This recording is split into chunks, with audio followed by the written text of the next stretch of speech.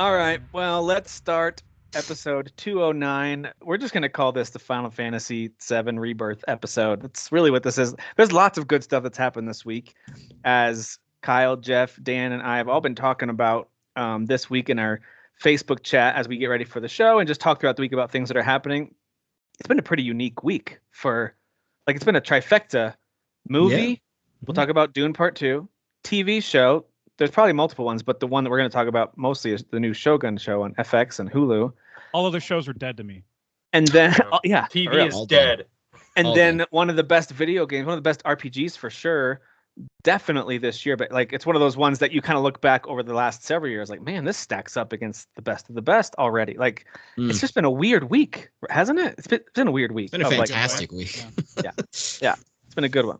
So we'll just jump right into it. And just for the sake of, I don't care too much about some of the headlines and stuff. I want to talk all about Final Fantasy VII Rebirth. This is one of those games that all of us are playing, all of us are loving. So however much time we want to take talking about this, and then we'll fill in with Shogun and Dune Part 2. And if there's time for any of these other useless things that I have in my notes, we'll get to those. It's useless. But those are the main things. Let's be honest. Those are the main things. So let's talk Final Fantasy VII Rebirth first. I'm not going to go first. I've got thoughts on the game. I've played it for about 7 hours now, probably a little less than that because I had it paused for a little while. What a noob. Very much a noob. It's my kid's fault. Each kid subtracts 1 hour of what I would have played. So negative hours. Negative hours played. Yeah, you. Dang it, you're right. If I'm 6 hours, then I've played this game not 1 hour. Thanks, time. All right. Well, anyway. Last week we let Dan kick off the hype. It's okay with me if Dan, you're the Final Fantasy buddy. Although Kyle is a huge Final Fantasy fan, I consider myself a big Final Fantasy fan, even though I've skipped a few entries here and there. But I still consider myself a huge fan of it. But you're the guy who, like, whenever we have a Final Fantasy or Square thing, we all go, "How's Dan doing? Let's do a Dan check." So he's the resident. I made a mess in my living room. So well, maybe we shouldn't start with you. Well, Yeah. all right. I mean, it is what it is. All right, so I'll start off. This is the shirt for today, obviously. This is the shirt for today. Oh, yeah. I got the whole crew. Who are they? Just kidding. The whole crew. So. Okay. Real quick before we start about the actual game itself, funny Final Fantasy stuff. I was playing it on the TV where the PS5 is set up. Obviously, there's two things. I had two reactions from two of my kids. One was my 4-year-old daughter, and you guys already know the story because if you're in the Facebook group, which by the way, please go join it and join the conversation there if you're watching or listening. Just look for the Current Gen podcast on the Facebook. And so my 4-year-old daughter was watching. She's hilarious. She's got quite the personality. And she sees Sephiroth during that chapter 1, and lots of close-ups on his face, as he would like turn and look and wink, and listen. It's very pretty. It's pretty. Hold on, I can even show you. Let's see how pretty he is. Look at this. Yeah. The most beautiful girl. Exactly. Look how his hair frames his beautiful face. And it's just perfectly. What's the word? Is it coiffed? Coiffed? Coiffed? I think it's coiffed. I don't know if we're just gonna. I'm not comfortable inventing words. Queefed. Yeah, it's queefed. Yeah. Perfectly queefed. Okay. So anyway, we'll be right back. We have fun here on DOW. We have fun. All right. So anyway, so she sees Sephiroth and she goes, "What's her name?" And so I was like, "Well, it's a boy. His name's Sephiroth." And she goes, "Oh yeah, step off. She's not nice." I was like, "All right. You get That's it. Right. That's right. Get it. Those are all the components right there. So I thought that was hilarious. She's so funny. That is cute. Yeah, that's great. My 13-year-old, and as I was thinking of how old was I when I played this for the first time, I was probably 15 or 16. So there's a scene, as it cuts to like you telling the story, and then I think into chapter 2 you see much more of like Tifa and Aerith, right? And so my daughter is there, she's 11, she's asking like, "Oh, is there like a love story?" And I was just telling her how you can kind of choose who you want to have a deeper relationship with, and there's some dating stuff. It's not a dating sim, but you can do a little bit of that in this game, which is cool. And then my son sees both of them, and he goes, because she's like, "I like the one with the bow in her hair, and she does magic. I like her." Like, she likes Aerith, right? And then my son sees Tifa and goes, "I like that one." Like, yes. Face just stares like that one. That's right. He chose the right one. Was he chose the right one. Hey, how you doing, Tifa? I was like, man, you're number one in my book, Tifa. that was all of us in the late '90s, early 2000s. Yeah. Game. And it was even more pixelated and nonsensical. They were just little dumb, like. Yeah. You know, I like that one. Put that one back on. I like that one. I like that one. The one with the block boobs, the one with the blocky boobs. I like that one. I thought that was pretty funny. Anyway, I like that. so Dan, you fired up the game. I don't play the demo or not, but what are your thoughts so far? Take us through, and then we'll just chime in, interrupt each other, all the good stuff on our thoughts. The usual, yeah. So I did not play. I think I had mentioned before. I downloaded the demo and I booted it up, and there was a quick sequence that happened there because you're playing as someone, and it basically ends in like 10 seconds for obvious reasons. So I did that, and then I skipped the cutscene, and then I loaded up in Nibelheim. And the music kicked in, and I was just like, I can't do this because it just wasn't really the full. You know, it wasn't the full experience. Like it kind of like the music hit me, and I was fluffed. Yeah, right. You're blue balling yourself. Yeah, exactly. So I shut it off. Same thing. Yeah, I shut it off. But yeah, no, I booted. So I put the game in. I still had an hour left of the Yuffie DLC. Funny enough, but meanwhile, I'm letting the game install because I got the physical edition. You know, with the stats. 3,000 gigabytes installed. Yeah, about give or take. Yeah, 3,000 gigabytes. Absolutely. Or 3 terabytes. That too. No, I don't know that it's exactly okay. It's fine. Whatever. We'll just. I mean, it's fine. Nerd joke, computer joke. But yeah, so I finished the Yuffie DLC and then I booted it up and then I started playing it and I was like, holy shit, we're starting off really just like 1,000 miles an hour because I mean, and if anyone had seen any of the trailers at all, and finished Remake, spoiler alert, Zack is around. So things are different and you start the game and it's just not what you're expecting. It's different from Crisis Core. Yeah. It's different. All right. So actually, no, I forgot to ask Jeff. I didn't even ask in the chat. So did you do all the research? Did you? I did. Okay. So you can imagine I was immediately lost when I booted up this game. Yes. Okay. So that's the right feeling. You're supposed to feel lost. I did too, and a lot of it was a recap. Some of it I hadn't heard before. Most of the characters and like the scenarios I remember seeing, even though I didn't play Crisis Core, I remember watching or reading like updates on the story. So I had an idea. Yeah. But then like as this game started, I was like, wait a minute, where are we? I'm very confused. And my thought is, you know what?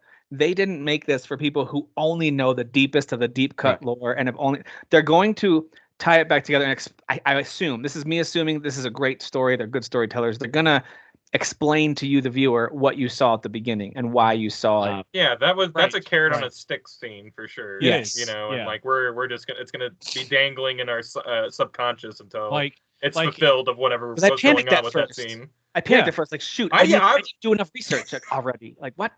But anyway, what is going on? I think how much? So I obviously just saw that having just seen the recap like an hour before I played the game. Like, what? I was used to the visual of. I saw the visual of Zack carrying Cloud at one point in the recap. Right. And then you see other people in the beginning of this game, and I'm like, wait, hold on, wait. Why are they? Wait, what? Right. Why does he know? Wait, what? What's on the news right now? What's happening? Yeah, why? So just to gauge Kyle, because Kyle and Tim, you guys have at least played the original at some point, whether it was recent. Just to gauge, like, do you remember anything about, like, what's the most you remember about Zack? Like, do you know a good enough or? Yeah. Okay, I went in, prepared. So I remember doing some of this optional stuff with Aerith, where she tells you more about her history with. Like, I remember doing a lot of that, and then there's a flashback element with him as well, if I remember correctly. The town that Zack is from is called Gongaga, which is there's like a whole funny. I don't even know. Sorry. Yeah, I don't even know Gongaga. I don't even know. There's a funny like meme basically now of Zack in Crisis Core where he's like, "What? Me Gongaga." He just says it like in a really dumb way, and it's just because it's just a dumb sounding sound. Me Gongaga. It sounds ridiculous. Yeah. But yeah, sounds like a Star Wars made up word. Let's be honest. Like it sounds like a. Yeah. It does. It actually, that's true. The first draft name of a Star Wars planet, basically. Yes. Right, yeah. Yes. In the original, in OG7, when you got to Gongaga, if you had Aerith in your party, there was like additional dialogue. Oh, that's cool. And then in Crisis Core, because you're basically, that's all about Zack. It's a prequel. You're getting the backstory about Zack and Sephiroth, and then there's I don't even want to talk about Angeal. We're just gonna pretend not Angeal. I'm sorry. What's his face? The Genesis. Genesis. Yeah, Genesis doesn't even exist as far as I'm freaking concerned. I can't stand that dude. He was in the game though. He exists. No, he was there, Dan. No, he doesn't. Oh, wow. That was not in the thought recap video. That's how much it was not. That's how much it doesn't matter. He was in no recap videos. Yeah. He didn't. No one summarized this character. It's true, yeah. Because I watched part, recap videos too, and I was like, they didn't talk about Genesis. They didn't talk about characters that were in the Yuffie DLC either. They were like, nobody that's a Final Fantasy fan. Don't worry about that. Don't worry about that. The ground stuff, that's later on, Jeff. Like that's even that's like I don't even want to talk about that either. It was the bad guy at the end of the Yuffie DLC was incredible design, dude. I want to see some cosplay. Yeah, he's creepy, that's what I'm loving about what they're doing with these games is they're taking the stuff, and I'm saying I don't even want to talk about it. I'm being sarcastic, but like him and that guy with the white hair, Weiss, are from Dirge of Cerberus, which is the Vincent game, the PS2 Vincent game, and that takes place after like original Final Fantasy VII. So it's post 7. Okay. It's like the compilation stuff where we had Advent Children, the movie, and all that. There was a time where they were just putting out a bunch of Final Fantasy VII stuff. Yes. Again, yeah. Oh, I see. Right, and it was incredibly cheesy, and I personally, for me, I did not like it. I never finished that game. I thought it was kind of fun to play, but I never finished it. Yeah. It wasn't like abysmal, but I didn't like story wise like what was going on there. But I couldn't remember the story at all until I was watching recap stuff. I just liked it because it looked like it was a fun PS2 shooter. It was a cool shooter. Yeah. Oh, that's interesting. And Vincent has like dual pistols. Sorry, Dave. Oh, okay. No, it's okay. So basically, I like the tone that they're taking all of that side stuff that was perhaps a little cheesy to very cheesy, and they're incorporating into this game. And in my opinion, has a very sort of grounded, like good tone to it. Like it just kind of all meshes really well, and it doesn't feel super cheesy. I mean, there's a little bit of cheese still, of course, but basically charm than cheese, don't you think? Like it's charming. I would say more charming. Yeah. But essentially, what I'm trying to get at here, and I was asking you guys, so in reference to Zach, why it's so important, and when you're starting out this game, spoiler alert for anyone who has never played the original 7, Zach dies. Oh my God! Why would you say that? You know. So Zach, but before the main, like it's important to know he doesn't die like in the game. He dies before the game story takes place. Yeah. Right. So that's why at the end of Remake, it was like, holy shit, what's going on here? What's this about? Mm-hmm. Why is he still standing? And then that why is he here continues at the beginning of this one. It's like yes, exactly. But it makes sense because that's how we left things after Remake. That it would pick up there, but it's still like. I don't know where we are in the timeline. Something is weird about whatever there is going on there. Yeah, we're seeing some other things that are like, okay, hold on, what's going on here? So you're starting off with a wall, if you will. Yeah. Hold on. Playing the game. And then things go kind of in a comfortable space where Cloud is like telling the backstory of Sephiroth. He's explaining that, which is very reminiscent of the OG one. That's what he does. That looked familiar to me. Like I was like, wow, look at all this recreated, and I'm familiar with this. Yeah, dude, there was stuff that were like scene for scene. It's just instead of looking like shit, it looked really good. Exactly, I'm sorry, Final Fantasy VII looks like shit by today's standards. You're not wrong. It does. Although I all PS1 games are, for that matter. So true. Whatever you call that room, like the experiment room where the Genova door is, and you have all the pods. That's like scene for scene.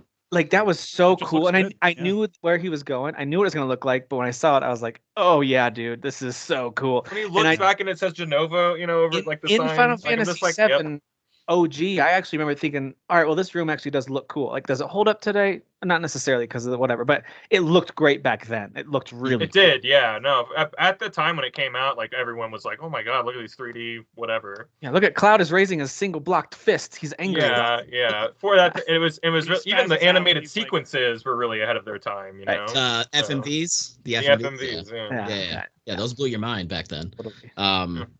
But yeah, it all feels, it's interesting because and I think that's kind of why for people who got frustrated about well, why are they splitting this into multiple games and why is this Why do they want to say, they're saying that it takes a lot of resources to recreate everything. It's like, well, and clearly in the vision that they had, when you look at Calm, if we're using Calm as an example, like when you get to that middle area that kind of has that like structure in the middle that looks like maybe it's a windmill or something, I don't know. That's very reminiscent. You picture that in your head in OG. Like that's you go to the one screen because it's only one screen, and that's what's in the center there. But you're playing this game in this fully 3D realized world, and there's like all these kind of like outskirt like stuff in the town. There's all these little paths and things, and it's like, a jazz this band, all makes sense. Jazz duo in the center of the whatever that is. So much jazz in this game. So much jazz, dude.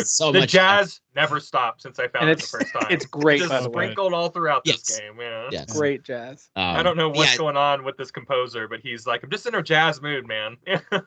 And I'm that all Yuffie for DLC jazz is really good. It really lit a fire in his heart, man. I'm like literally, there's a part where I'm like going, because I beat the Yuffie DLC before playing this game too. I basically did all my homework.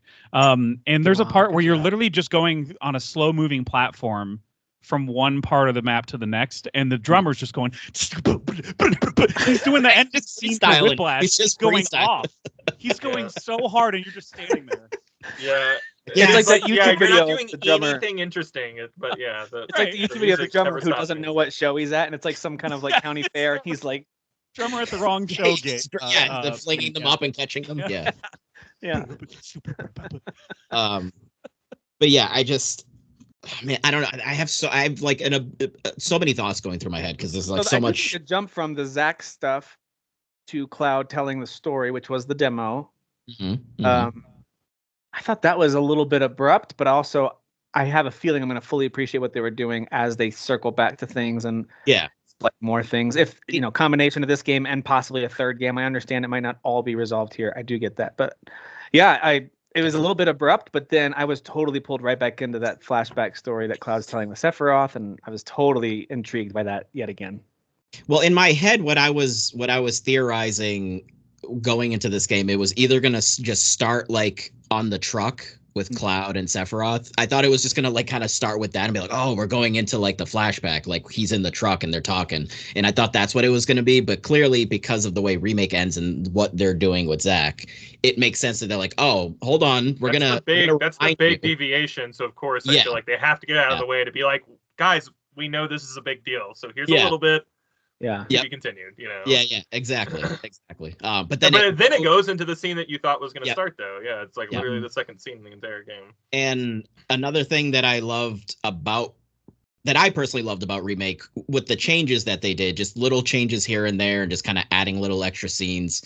In the original game, I think something that's pretty common with the fan base is like, why doesn't like Tifa mention anything? Like, for example, in the Calm scene, when Cloud is talking about going to Nibelheim with Sephiroth to deal with, that stuff there. She just lets him go.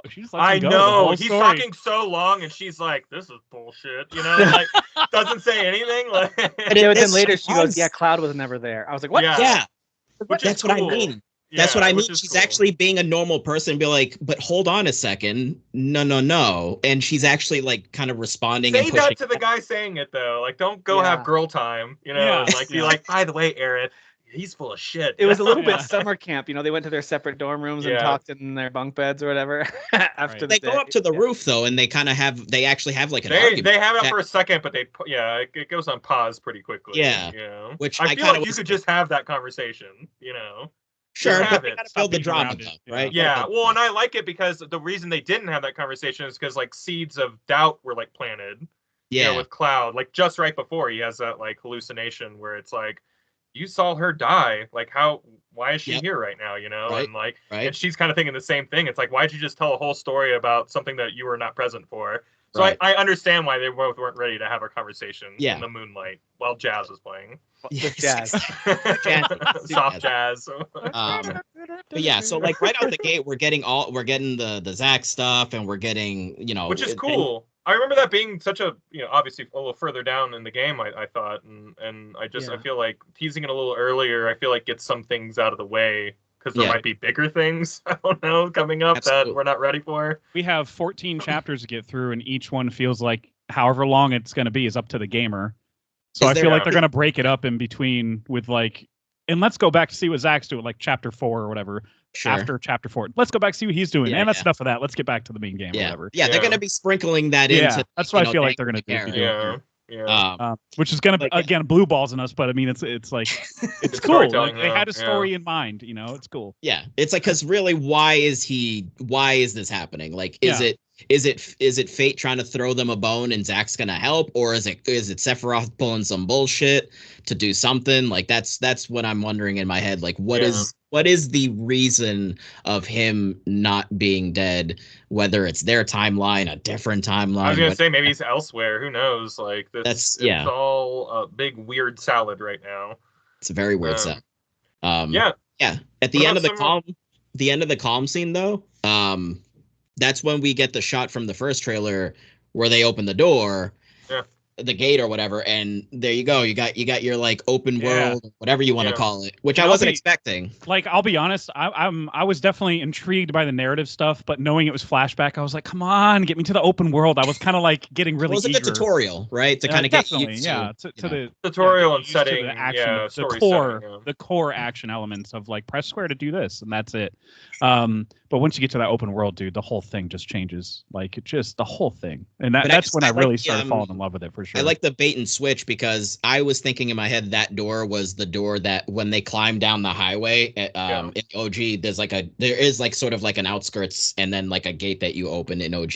Yeah, I thought it was that. So like the fact that it's calm, because some things are not calm in the calm section at the end. You see what I'm saying? Not at all. Do you get what I'm saying? I love that. I came back on time for that pun. Yeah. But then you open the door and it's just like, dude, like, here you go. Y'all remember, you kids remember, 7, the world map? Here you go, guys. Boom. It's so funny because, like, technically these games are kind of open world, but, the world map is just obtuse. Not obtuse, but, like, it's not detailed, and you're just kind of walking on a flat map to, like, the next town or whatever. That's kind of how Final Fantasy was for the longest time. And this is the first time, in my opinion, that they've really captured, like, hey, no, this is a giant open area, and just getting from one thing to the next, whether you're following the road or not, is going to be its own adventure. And like, I don't know, I feel like we're finally in the next evolution of what like Final Fantasy probably should have been for like the last 10 years. Yeah. And we're just now getting here. When you have me material collecting, like that part of my brain activated, I was like, crap, I'm gonna like turn every direction everywhere I go. I'm gonna like weave because I don't want to miss any. And I'll blow past material like while I'm on Chocobo, and I'll like do a long turn and do around. I gotta get it back. Yeah, like it just. I gotta get those 4 pieces of timber that were sitting there. That's right. Yep. Shout out to there could be a Ruby over there. Man, but yeah, I kind of like, as I was moving after opening that gate, like immediately, I kind of was like, I don't know, like 10, 15 minutes in, I was almost like overwhelmed, but like in a good way, but overwhelmed because like there's just, aside from all like the emotions that I'm feeling about it being 7 and everything, but in my head, I'm also like trying to think of it like compared to the world. I'm like, so like, where's the placement? Like in my head, my just nerdiness is like kicking in. I'm just like trying to compare it to like, so how are things placed and stuff like that? Like, you're trying to get a sense of space and comparison. Yeah, I'm trying to exactly, and like what's new and stuff, because there's kind of like the little farm area there where there's actual like cows and shit, which like they didn't have that in 7. There wasn't like a pre-rendered background with like cows in it. So like just like kind of little extra stuff that's like thrown in there to kind of make it feel more lived in and not just empty is really cool. Yep. Agreed. And lots of animals roaming about. A lot of animals. Yeah. A lot of animals, rabbits, and then like these like ruins to find that have items in them that you can fast travel to later, and the little chocobo stops that you can repair by standing a sign up, and then you can fast travel to that. And then that's how you unlock it. Okay, so I'm an idiot. I'm just been. Did you not lift the thing? No, I haven't. You have to lift it. When you're looking at the benches, you can either sit on the bench, you use one of your cushion items to heal if you want to, but that doesn't. I don't want to spend those yet. Yeah. On the left of it, there's a sign that's laid down, and usually there's like a little cute blue sign, baby chocobo walking around. Yeah, I can see the sign in my head now that you're mentioning it, but I just never. Just stand the sign up and you pet the little chocobo. This is what I do. This is what happens. I ignore the tutorial verbiage because you get mad at it. It gets so like. I don't know. They get muddled in like the language translation from Japanese to English sometimes, and I'm like, "What are you even saying?" Close. I'm not going to read that. So that's my bad. I didn't read that detail that you just pick up the sign. There's a lot of really cool Ghost of Tsushima borrowed stuff in this, where it's like when you're close to something, like an owl will look, woo, and like get your attention and then lead you to a spring, or like the little chocobo guide will go up the path to tell you where to go. Like there's What you were just saying about the chocobo, like you'll find a little baby chocobo out in the middle of nowhere, and he'll take you to one of those like chocobo bus stops. Yeah, that type of stuff is awesome. I love that. Finally, like all these years later, people are like, "Oh, Ghost of Tsushima did something right." That was a good game, I think. Hogwarts did that with the page where you make it did, and you follow the book, and it's the like same a string. thing, same mechanic. It's really cool. Yeah. I love that. So real quick, super like all that type of stuff also. My wife was because my wife noticed it and I noticed it immediately. Why do the chocobo chicks have like little seed butts? Why do they have little seed? No idea. Yeah, these little like backpacks that are attached to their bodies, maybe with little like sprouts coming out. I don't know. It literally looks like their that. ass is like half a seed, and I don't know if it's like a chocobo diaper or something. Like I have no idea, but it's literally just like half a seed. It's really strange, but I mean they're very just poop cute. on the ground. Apparently, even though where are the adult chocobos pooping then? Like where are they pooping? Right. I don't know. I just thought it was funny because it's just straight up like it looks like a seed. It's got the little sprout coming out of it. So, yeah. But it's not like they have a tree when they're an adult chocobo, so I'm not sure what those are. Right. They don't sprout from trees, so yeah I don't know. It's just very odd, but they are cute though. But and so I don't know what we haven't mentioned really much of the combat. I feel like the combat is actually changed. It's like enhanced. It's not changed. Maybe enhanced is better. It's like full on 2.0. Like we updated the software and there's all sorts of stuff going on here. The stuff that worked, I think, is still there. The quick switch between characters, the ability to hit one of the trigger buttons to pull up another character who you're not controlling, but to activate a spell or ability. The ability to kind of hit pause, just your command menu to pull up items or spells real quick if you need to, or to map them to your quick actions, which I love that. I love doing L1 square, L1 triangle, whatever for some of my moves. So a lot of that stuff feels familiar because it worked, and I'm like, good, I'm glad they didn't change that. That worked really well. I think they've added some other really cool things. You guys talked about the synergy attacks, which are great. Good. Really enjoy Love those. Yeah. Those are really and neat. there's like two different forms of them now. You have like the blocking form, which is really cool. So if you're blocking and you're near one of your buddies, like you'll do like a cooperative block or counterattack or charge up or whatever, you can choose from a whole bunch of different there's so many different forms. It's like, how do we even, there's so much going on. It's hard to remember. Yeah. And then you can do synergize like cool specials, which are just so fun to watch. Oh my gosh. There's one with Tifa that I was like, what? Like I did it in the training and I just had I like switching it all the time where I'm like, no, get your limits up so I can get your two together. Like Cloud and Aerith have done it enough. I want to see Aerith and Tifa, and like it's just so much fun like pulling those off. The limit breaks are already a spectacle on their own, and now you have these that are like, in my opinion, almost like equally a spectacle. They're like synergy link limit breaks almost, even though they're not. Yeah. I do think, and of course, you still have your summons, which is like, why I don't even need to use it most of the time, unless it's a boss fight. By the time I'm pulling it out, like I've already killed whatever I'm doing. Yeah, I've already done my limit break. I've already done like synergy. I'm good. Yeah. Yeah, but thanks for showing up though. I got into a good groove with the combat, and I was starting to feel, and I kind of like when a game does this. Some of my favorite games do this. They'll knock you down a few pegs on the old ego chart because you're starting to feel yourself a little bit. Like, dude, I've got this game figured out. And then you'll hit, might not even be a hard boss. Might be like, in my case, a little side boss. It was like this white wolf down by the coast. That dude, even on easy, that dude was kicking that ass. I used like 16 potions. That was the first time I got wiped as a team. I was like, okay. Oh, wow.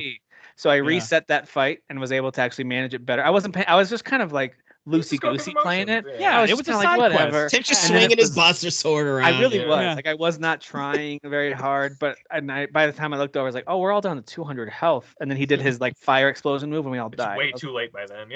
Yeah. Hey, all right. So anyway, I did the second time. It was still a tough fight, but I actually tried and used Tifa's limit break as the finisher, which was awesome. Her somersault move to finish him off. So the combat I find to be very, very satisfying. I think it's appropriately easy and you feel OP when you should. Like little out in the field fights against little creatures, you should kind of feel like you're getting the groove and the rhythm, and you get it, and you don't need to like pull pulling off that 3-strike, like with Cloud on like 3 just like lower slash enemies, and he just kills them immediately, and the fight ends. I'm like, that feels really good. Yeah. Or like, I just with Aerith recently, I unlocked the move where you can use this wind move to pull them towards you, and then do her sorceress like explosion attack. And I was like, that felt really good. What I just did right there, I liked that a lot. So like, you start to just, it's almost like you're trying out and training with some of the combat, and that's how it should be. And then you get to the bosses, and it's the real deal. Yeah, well, like, those bosses are. Whew, the first boss I think I I've ran done like into three proper bosses or two. What is it now at chapter 4? It's I guess each chapter ends with a boss technically. Well, there's kind of a boss in the flashback, but there's that's a boss. There's one. So I guess that's a boss. One. Yeah. So, but then there's like a huge one at the end of chapter 2, and then chapter 3 you get one in a cave area. Yeah. Which is not as big as that one, but still that was fun because like that dynamic with the two of them was cool. Yeah, that was fun. Yeah, I do like that. It inspired me to. I didn't think about, because I was doing so well with managing my team, just playing as Cloud. I didn't think about swapping. And then I forgot how fun it was to play as Barrett when we got to play him in Remake, and I was like, oh no, I got to switch to him whenever there's an aerial. I switch whenever there's aerial attacks or whatever. I'm just like going to Barrett right away. Red is fast as shit. Yeah, he is gonna get up on them and like and his sidewinder, whatever that move is called. Yeah, is so awesome. I switch all the time, and I think I might do it too much. So like I'll start. No, you're not, because that's how you get your synergies up. That's what I thought too. So I'll get Cloud up, and then I'll activate some spell if depending on the enemy, or maybe like one of his abilities. Yeah. And then as soon as I activate that, I switch right away and start just like hammering with the other person, and then do their thing. So I feels like I get a point of synergy for every 1 AP I use. It feels like that, but I could be wrong. Okay. So like if you need to have like it's good for aggro too, though, and that's something that I noticed with Remake, because like I'd see streamers like focus on just playing Cloud, for example, and like they'd get frustrated why they were just getting attacked all the time. It's like, well, because you're not switching character. Yeah. You have to switch the characters, because then a good way to protect someone with low HP. That's a good point. That too, but like if you stack a bunch of moves on top of each other, man, you can stagger things left and right. And once they're staggered, it's over, man. It's over. Yeah. But if you feel like you're just getting pummeled too hard with whoever it is you're using at the moment, you got to switch. Also, you switch because you need to learn the whatever you want to call it, the ability attached to your weapon, because you have to actually use the weapon to build up that meter, complete it, and then if you want to then move on to another weapon, then you do that. But you have to actually like use whatever moves between weapons. Yeah, because you have to. Okay. Yeah, so when you max it out, okay. Yeah, you max it exactly. So it's similar to Final Fantasy IX, actually, because Final Fantasy IX, how you like learn like magic and any sort of like what was it? I don't know what you want to call it. Just kind of like attributes that stay on once you've learned them. Like you would basically fight monsters, you get AP.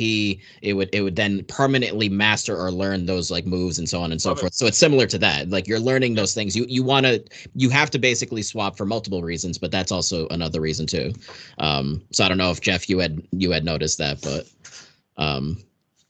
You do want to be swapping between the characters. Also, it's just good to like learn all the different characters. I mean, it is kind of a lot because they all play so differently. It really wasn't until the cave part where you're kind of forced to play other characters. I was like, okay, all right, I'll see you at your level, game, and I started switching. I started switching a lot more.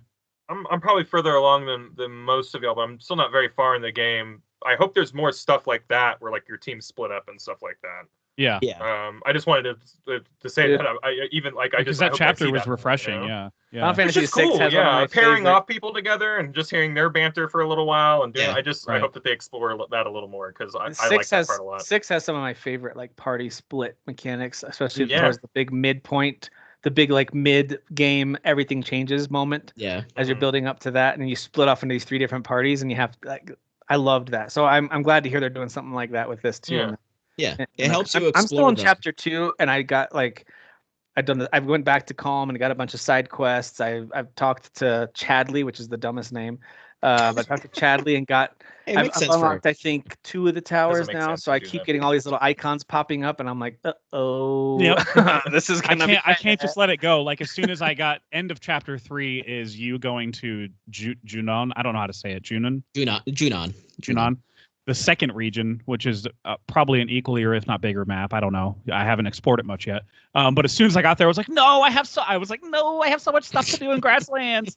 So I immediately found the quest that you had to do to get back there. Because I'm the same way. Like as soon as you unlock all this stuff, I have to do all the stuff, man. It's just how I operate. And because I want to be OP AF as soon as I get back to the main story, I'm going to just be annihilating just ads, you know? Well, they do a good job of blending the open world games can be tough, right? I mean, we've played so many of them. As far as like balancing things and having interesting things going on in them. And I think they do it well here because they encourage you to do all of those things because it's all building up towards some kind of system. So there's the team level. And then there's the Chadley stuff which by the way, anybody listening, if you're just out in the open world and you're just running around, you're like, this is amazing, but like there's nothing to do, which is what I kind of initially thought in that first hour. And I think Kyle, you and me were like, oh, we need to get to the next quest thing. You have to do the game. You have to do it. You have to play the game.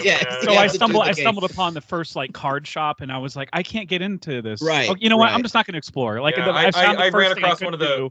And I was like, okay. I ran across one of the Ubisoft towers like immediately, and was like, "Why can't I press this obviously pressable red button? It's blinking. Why can't I do anything?" I've seen the trailers. Like I activate this, so and funny. Ubisoft stuff happens. I've seen this before. Stop. Yeah. Basically, anyone listening, get to the part where you need to go do the chocobo stuff. Basically, because get to Bill's chocobo farm and finish. Like progress the story a little bit, and then you'll unlock a lot of stuff. And maybe not too much. Like if you have kind of like completionist attitude or whatever, kind of like I do with certain maps and unlockables and stuff like that.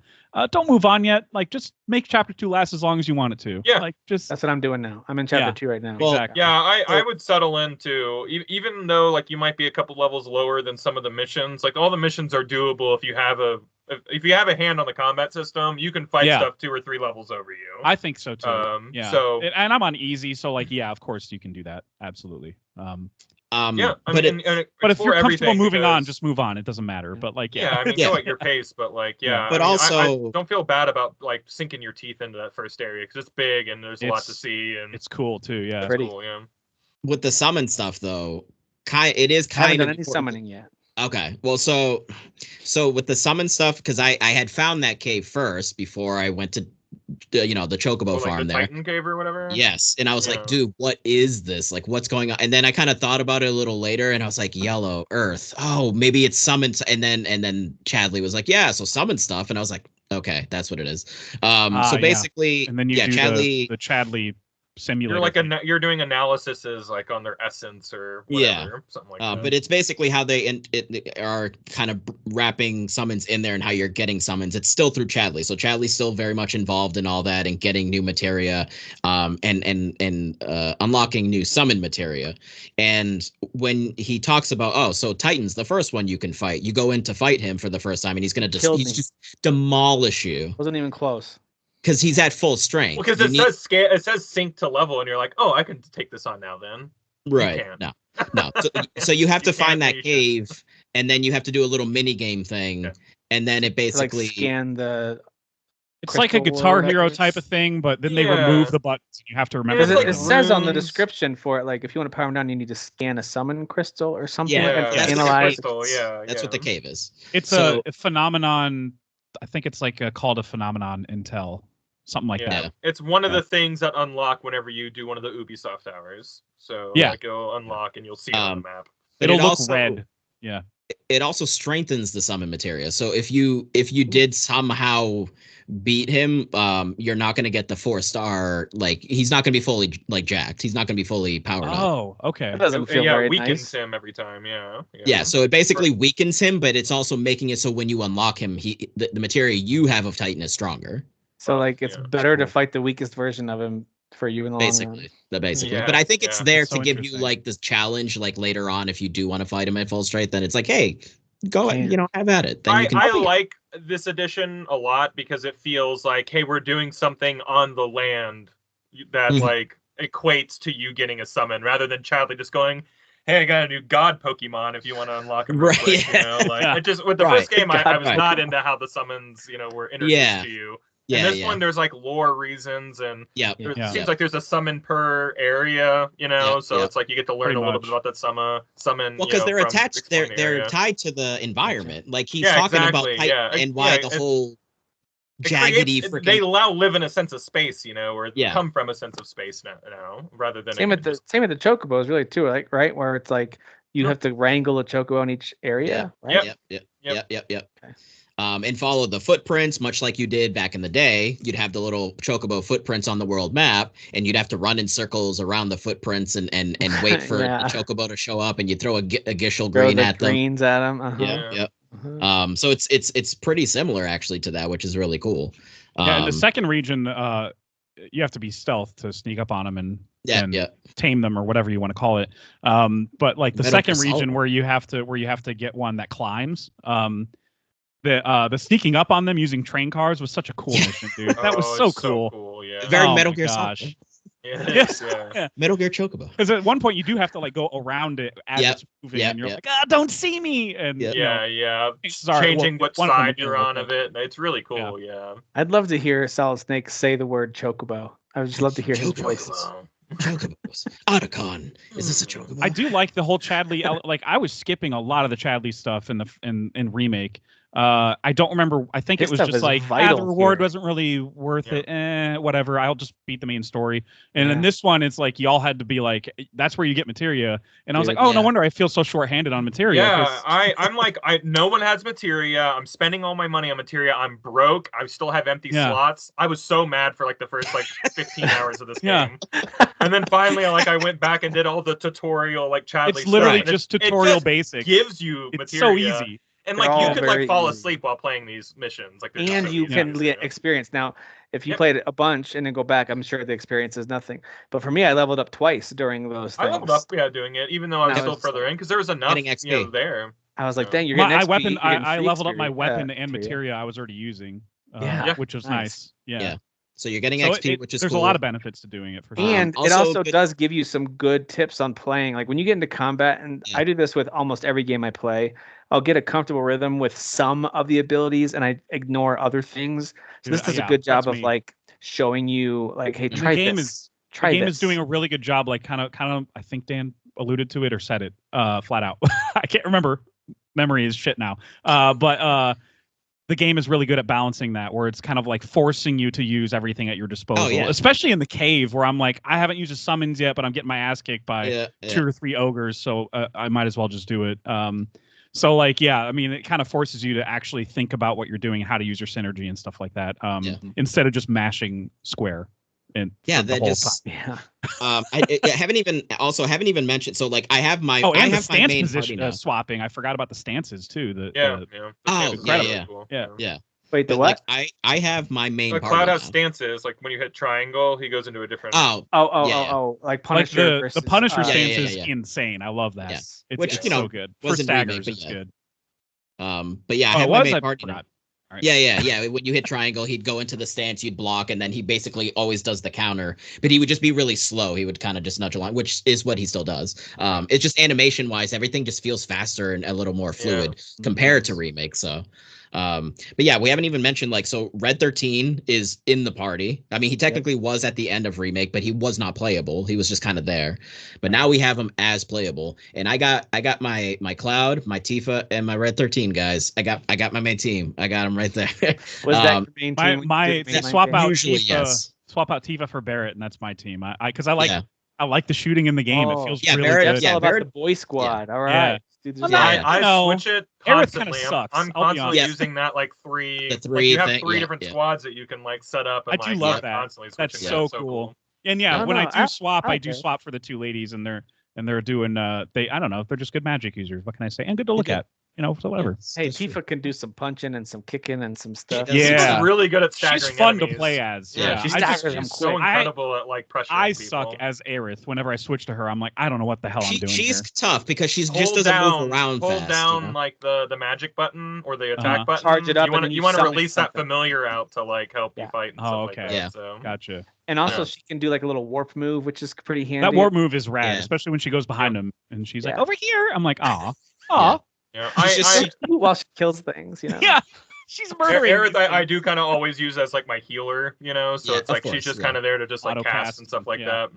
Dude, the auto cast materia is huge. It's on her, man. Yeah, it's on her. Nice. Use prayer and auto cast all day long. Yeah. But Red 13 is so at first I was kind of like, all right, I don't think I just caught what the whole vengeance thing was about, because that's his special ability is vengeance for triangle. But then once I did the tutorial, I went in and I did his thing. I was like, oh, so you gotta. So awesome. I don't know. Maybe you guys can like tell me. I don't remember in Remake that if you blocked at the right moment, like if you blocked when they hit you, it would null the attack. I don't think they did that. I don't remember any kind of parry mechanic like that, but it could have been. I just never did it. But like in this one, I'm not good enough to always do it, but I do it by accident. Kind of like in the 16, I would do it by accident. I'd be like, oh, that felt good. Yeah. But I almost want. Yeah, I don't think they had it in that. So they have it in this now. If you block at the right moment when you're getting hit, it like nulls the attack. And sometimes actually with smaller enemies, it pushes them back, and they'll even like almost operate like a parry. Love that. But that's kind of the thing with Red 13 is if you get good with that, then you're going to be able to utilize vengeance more often. So yeah, he just kind of goes nuts, and then like he uses like HP siphon. You can siphon the HP. A siphon fang, I think it's called. Siphon fang, which just looks cool. I love the way he animates, because it's so. It's literally how he attacked in OG. He would leap at the enemy, spin in the air, and then swipe at him. Like he's just flipping around and spinning, and he's like, it's so like so what it was in OG, which is just like clearly they're like, we get it. Like he's like this weird dog lion hyena thing. Lab rat dog that's just spinning around and just doing nonsense, and it works and it feels good. Although, admittedly, have you guys seen him climbing at all? No, I've been every time I've I always look down to see what he's doing. Yeah. When the ledges are yellow, try to climb down as fast as possible to see him jumping. It looks ridiculous. It looks so stupid, so dumb. But I want to see him down a rope too. Does it look dumber than him riding the chocobo? Because that looks pretty dumb. Oh, that looks equal amount of dumb. Yeah. But I love it so much. Yeah, same here. Yeah, it's so amazing. Yeah, because he's one of the coolest designed creature / characters. He's just so cool looking, and then to see him like sitting up riding the chocobo, he looks so. Yeah, it's like you're just thinking of points pet, like riding a bird thing, and it just doesn't. It doesn't compute. But he can follow just fine. He's fast. No, he's got to be on the chocobo. He's got to be on it. I think they were having a conversation about that. I think I remember reading an article where I think it was Nomura that was like, "No, we got to put him on the chocobo. Like, he's got to be sitting up." Because like I think they were deciding if it was gonna just run alongside. He made them do it as a joke. He was like, "I just wanted to see if they do it," and they did it. They're like, "Are you sure, sir?" He's like, "Print it, do it." Like if he were running on the side, I wouldn't have thought twice about it. But now they put him on the chocobo, and I think about it all the time. That's all I think about. Yeah, I can't even pay attention to the story because I'm just like, when are we gonna see him on a chocobo again? Yeah. What's the deal? What's the deal with him walking? So great. Like Cloud's about to die. You're like, I know, but Red's on the chocobo right He's now. on the chocobo. Yeah. Oh my god. One of the things we haven't talked, we kind of mentioned it a little bit, but I think it's safe to say this is one of the best looking games I've ever played on the PS5 or anything for that matter. Like it looks amazing. Maybe there's areas that if I had a keener eye for this stuff, I don't work for Digital Foundry, so don't take what I'm saying. Take it with a grain of salt. But for me, as I'm looking at it, I'm like, this just looks so good. It looks really good. And I liked the way, for example, and I know it's probably not nice to compare them because they're very, very, very different. But thinking back to Final Fantasy 16, it had so many good moments I thought were really pretty, but then it had others that actually caught my attention for like, oh, that's a little off looking. Okay. All right. That's fine. That's okay. The rest of it looks great. Yeah. This so far has just been detailed and gorgeous and alive. Like Calm feels like this living city and unbelievable. It's moving and it feels like, yep, this is real. And even out in the wild, like you're talking about, there are moments where I'm like, this feels like a real place. So I'm very, very impressed visually with this thing so far. And I imagine in future chapters, I'll continue to enjoy that. Or maybe are there a little bit of like, some of the visuals slow down a little bit. Maybe the first to lend back to what I was saying, how when you're comparing this Calm versus old Calm and it just being one screen, like, I mean, it also makes sense too, because like in OG Calm, it's like, there's like, I don't know, like 8 to 10 people in the entire town. Like, Yeah. so if you only had 8 to 10 here, that doesn't make sense, and it looks weird. So like, it just feels very lived in, and like you said, there's a tip band playing jazz in the corner somewhere. Like, there's like kids running around. There's crowds over here. There's people doing yoga over there. There's people just having drinks in the bar. There's a pervert taking pictures. Perverts taking pictures. Snaps.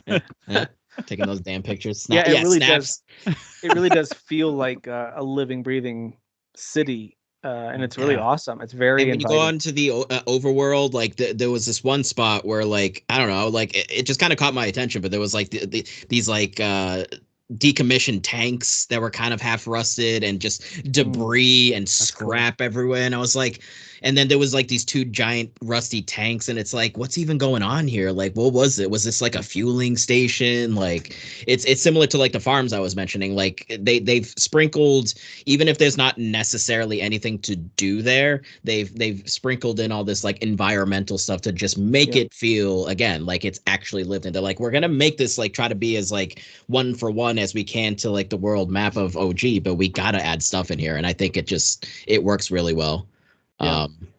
What they've put in there. It looks really good. I can't wait to explore more of Junon or whatever, because that's where a lot of industrial stuff is. Like the grasslands are literal. You know, like there's a lot of cliffs. Our favorite cliffs. A lot of grass, greenery. Dude, that area is jaggedy AF. Like, holy shit, it's unbelievable. No wonder they had to add a parkour button more or less to it. I hit circle all the time as I'm exploring. I just hit it a lot. Once I started realizing, like, oh, that's the way to get past anything that your character might get stuck on Chocobo or not. I find myself hitting a circle a lot anytime I get interrupted. And usually they hop over most of the things, not everything, but most. Right. Yeah. If you're on cliffside, hopefully they don't jump. That's true. That's the only thing that worries me. Or maybe the game thinks it's a terrain option. I think and there's it's like, no, please don't. I haven't gotten hurt from jumping. Usually it only lets you jump if it's okay. There's no getting hurt. Yeah, so far there hasn't been anything. Not like a glitch, quote unquote. If there was, I'd be like, oh, this game's the worst and overhyped. Worst game ever. Yeah, absolutely. Yes, of course. We talked about the jazz music, but I am loving, like, the jazz music caught my attention. I thought it was really catchy and cool. But when you get out into the open world and then they're transitioning from battles back to the open world, and then of course the opening chapter with Sephiroth, the way they use the music and do these renditions of One Winged Angel, that was just gorgeous during the whole fire sequence. I was just like, what a cool rendition of a song that we've all heard before, even if you've never played Final Fantasy VII. They just keep doing it. They add all these little different, like, I don't know, because I'm obviously, Jeff is like the musician, so you know all the terminology, but there's just all these different things that they do, whether it's different instruments or the speed of the tempo of the song or whatever, or just kind of like stopping and going or doing just things like they're taking these songs that we know and somehow still doing something to them that I'm like, holy shit, like I got goosebumps. Like, how is this happening? Like, I know this song. Even the passive walking around music that everybody knows from Final Fantasy, like the main thing. Like that shit. That's the main theme. I didn't know that was what. That's the main. But I definitely feel like there's more depth in the I don't know. I guess they're wind instruments, but not the brass ones. It's more like flutes and like clarinets and stuff like that. Then I'm like, oh, there feels like there's a lot of depth in this, and it's like just adding so much texture. To the music that wasn't. I don't remember it being there as presently. I mean, maybe in Remake, of course, obviously. Sure. But I hear what y'all are saying, because especially coming off of Theater Rhythm, which is one of the best games of last year. Let the record reflect. Playing, I don't know, playing refresh. Let's call them refresh versions of this music. It hits different. And once again, it's a front runner and probably just going to win straight up best music at the Game Awards. I love the way that they decided, hey, this game has different dynamics than it had before. The ebb and flow of how you play is so different from when you played Final Fantasy OG. It really is. Now, Remake already was different. This takes it to a whole new level. It almost feels like to me, it feels like the visuals and the music match up with those dynamics. They take you, like, it takes you along with, like, your visual and audio experience is right alongside with the gameplay of, like, holy cow, this is all like new. And I've seen this world multiple times. This is so new. This is so cool. And I love the touches of, as Final Fantasy gamers from the past, you're going to recognize things and you're going to hear like new versions of things or brand new things. And I love that. I think it's awesome. And even new songs. Cause if you, when you go like basically once the shenanigans have died down at Calm, and you can circle back around, and you can kind of go to the front of Calm where it's kind of like deserty and even more cliffs, and more rocks. So many cliffs. Talking about the highway over there. Yeah, there's like a totally different track playing there. Yeah, it's the one that's at the end of Remake. That's my favorite track in the game so far, or one of them at least. Like, yeah, that was so good. And like, if you just stand there and let it play, like the amount of instruments that they just like add in, as it just swells going. Like even more than you think. So but that was a new song for Remake with Uematsu made that one. Oh, nice. And it's actually really nice because that's how Remake ends, right, with that song. And as you're going into that area, you're technically getting closer to Midgar, so it's almost kind of like. A way to it's like musically bridging it to Remake, kind of like, you're heading back to Midgar, you're playing that song, like so that's just cool. Like little details like that, man. I mean obviously the music in Final Fantasy is amazing, so that's not surprising to any of us, always but it's still been. Like always worth praising. Like verbally, the song shouting. The song that plays and I think in Remake it's called Life Spring, but like the actual song, at least from OG, is called Life Stream. So you guys have found those, right? The little Life Spring things. Yeah, with the owl you follow around. Yes. So that's actually one of the songs that I was mentioning that I'm like, if I hear like one of these songs, like just water streaming from my, and like I did actually straight, because I wasn't expecting it, because I didn't know that these Life Spring things were going to be screwed about in the open world. And the second that like piano hit, like in the beginning, and it's such a simple little thing because it just repeats, and I think it's literally like a 30-second little like thing that kind of goes over and over. But there's just something so unbelievably like, I don't know, serene and ethereal and calm about that track. And like it hit me, dude. And I actually stopped and like put down my controller, and I definitely like got teary-eyed because it's beautiful. Like this version is unbelievably beautiful, and it's just like there's also probably a culmination of you holding back culmination from all the other things from this game that are just hitting. Yeah, because I was just smiling at moments, just straight up, just a big dumb kid just smiling, just all these things, looking around, like, and again, Red 13 doing his shit, and just everything that's happening, and I'm just like, how is this even possible? Like, what did we do to deserve this? What did we do? You know, I guess give them our money. That's what we did. We gave them our money. True. So. We voted with our wallets, more or less. One of the staples of mainline Final Fantasy games, and probably even some of the spin-offs, is their ability to create a mini game that gets people hooked. Oh my god! And they've got multiple mini games in here. We know that there's like 1,000 mini games. There's a whole bunch of things you can do. The main kind of strategy mini game that I'm aware of, and maybe there's other ones in here, is this card game called Queen's Blood, and it is introduced really early on. Like, you can't miss it. The innkeeper leaves you a starter deck, and then at the beginning you have a little side quest. If you want to go try to defeat 3 players in the city, you can. And then once things open up, you can do a little side quest to go get a rare card and find the card seller and that kind of thing. And this kind of thing, in every open world big RPG like this that has a game like this, it's going to click for some. It's not going to click for others. I love this kind of stuff. There have been some entries, in whether it's Final Fantasy or other games, that I'm like, the minigame isn't my thing. So I totally get that when it doesn't click. This one super clicks for me. I love it. I'm really into it. I love Queen's Blood. I think it's an excellent game. Very simple concept of 3 rows, and you are trying to outscore your opponent on each row. And that's like the core, much like in the combat, it's mash square.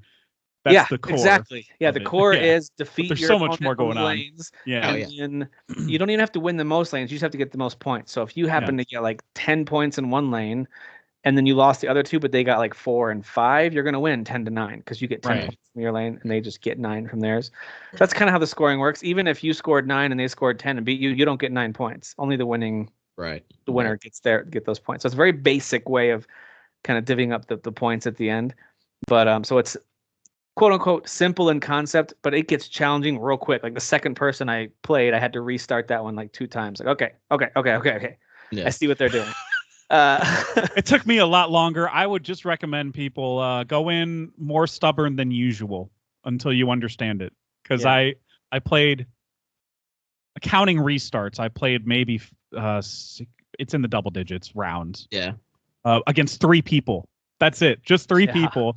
And I was like in the 20s, just constantly restarting the round as soon as I noticed they had more pawns than I did. I was like, okay, I'm out. I can't do this, like.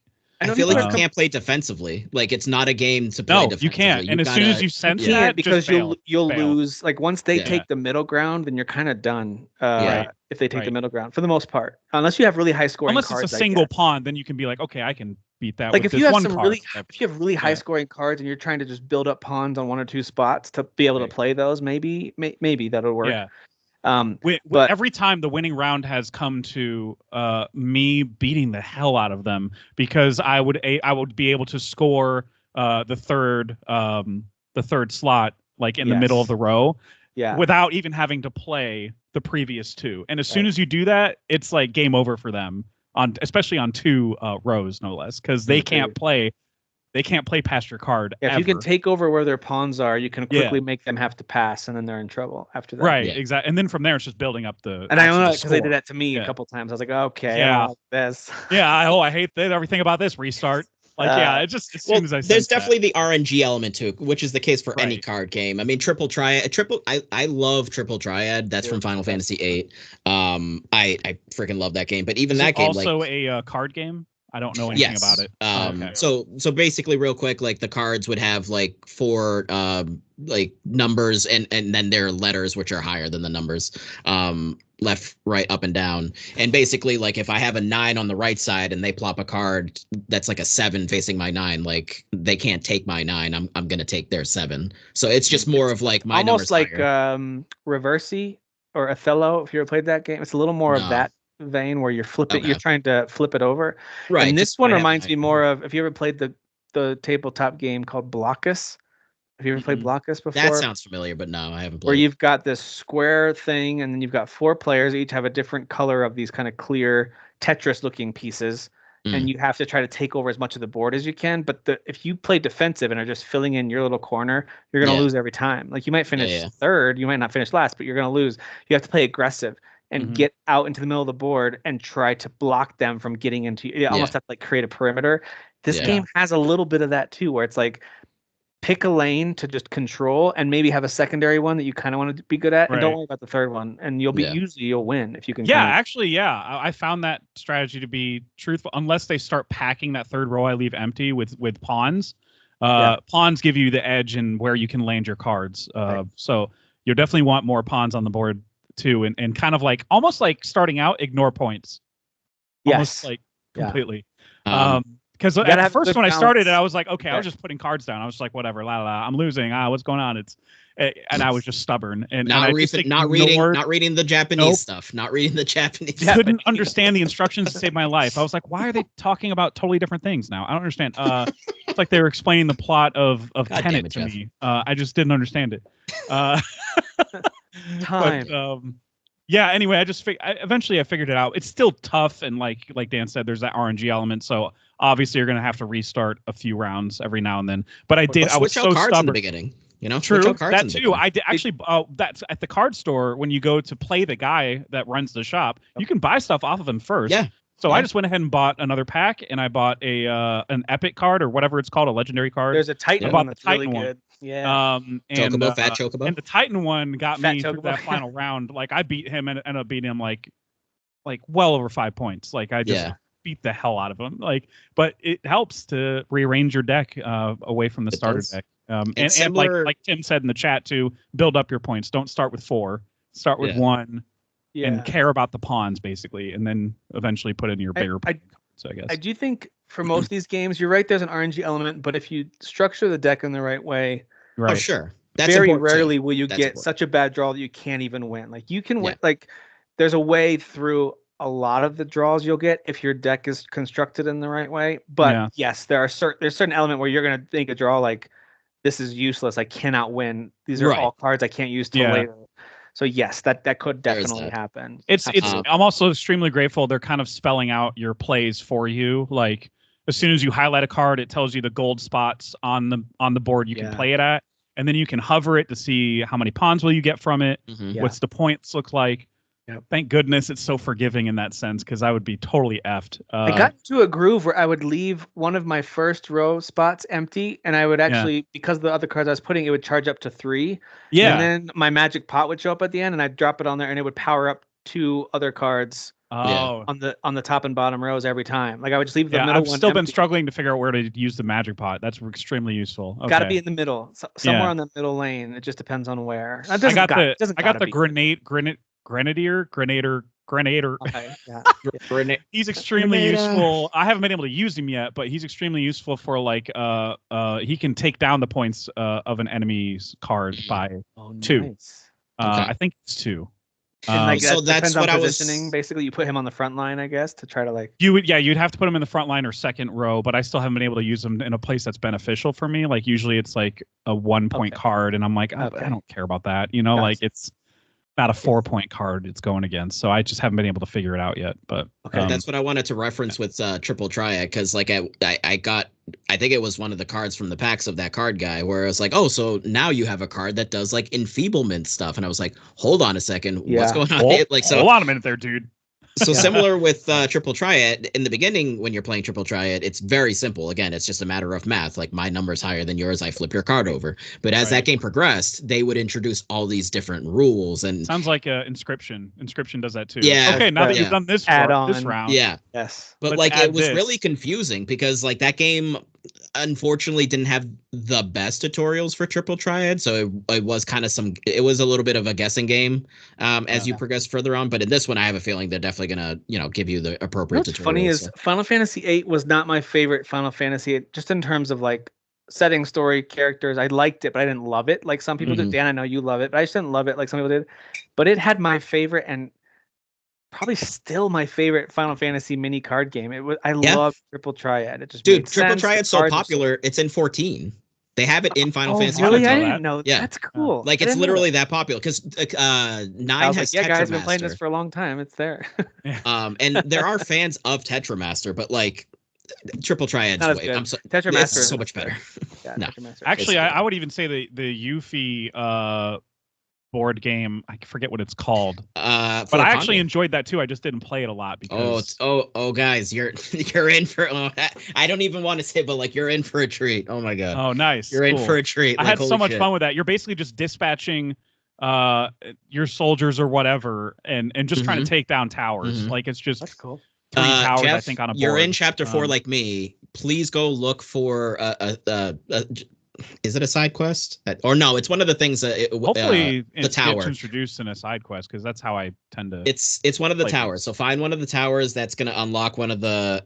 What's the thing that Chadley tells you to look for? It's the world intel things.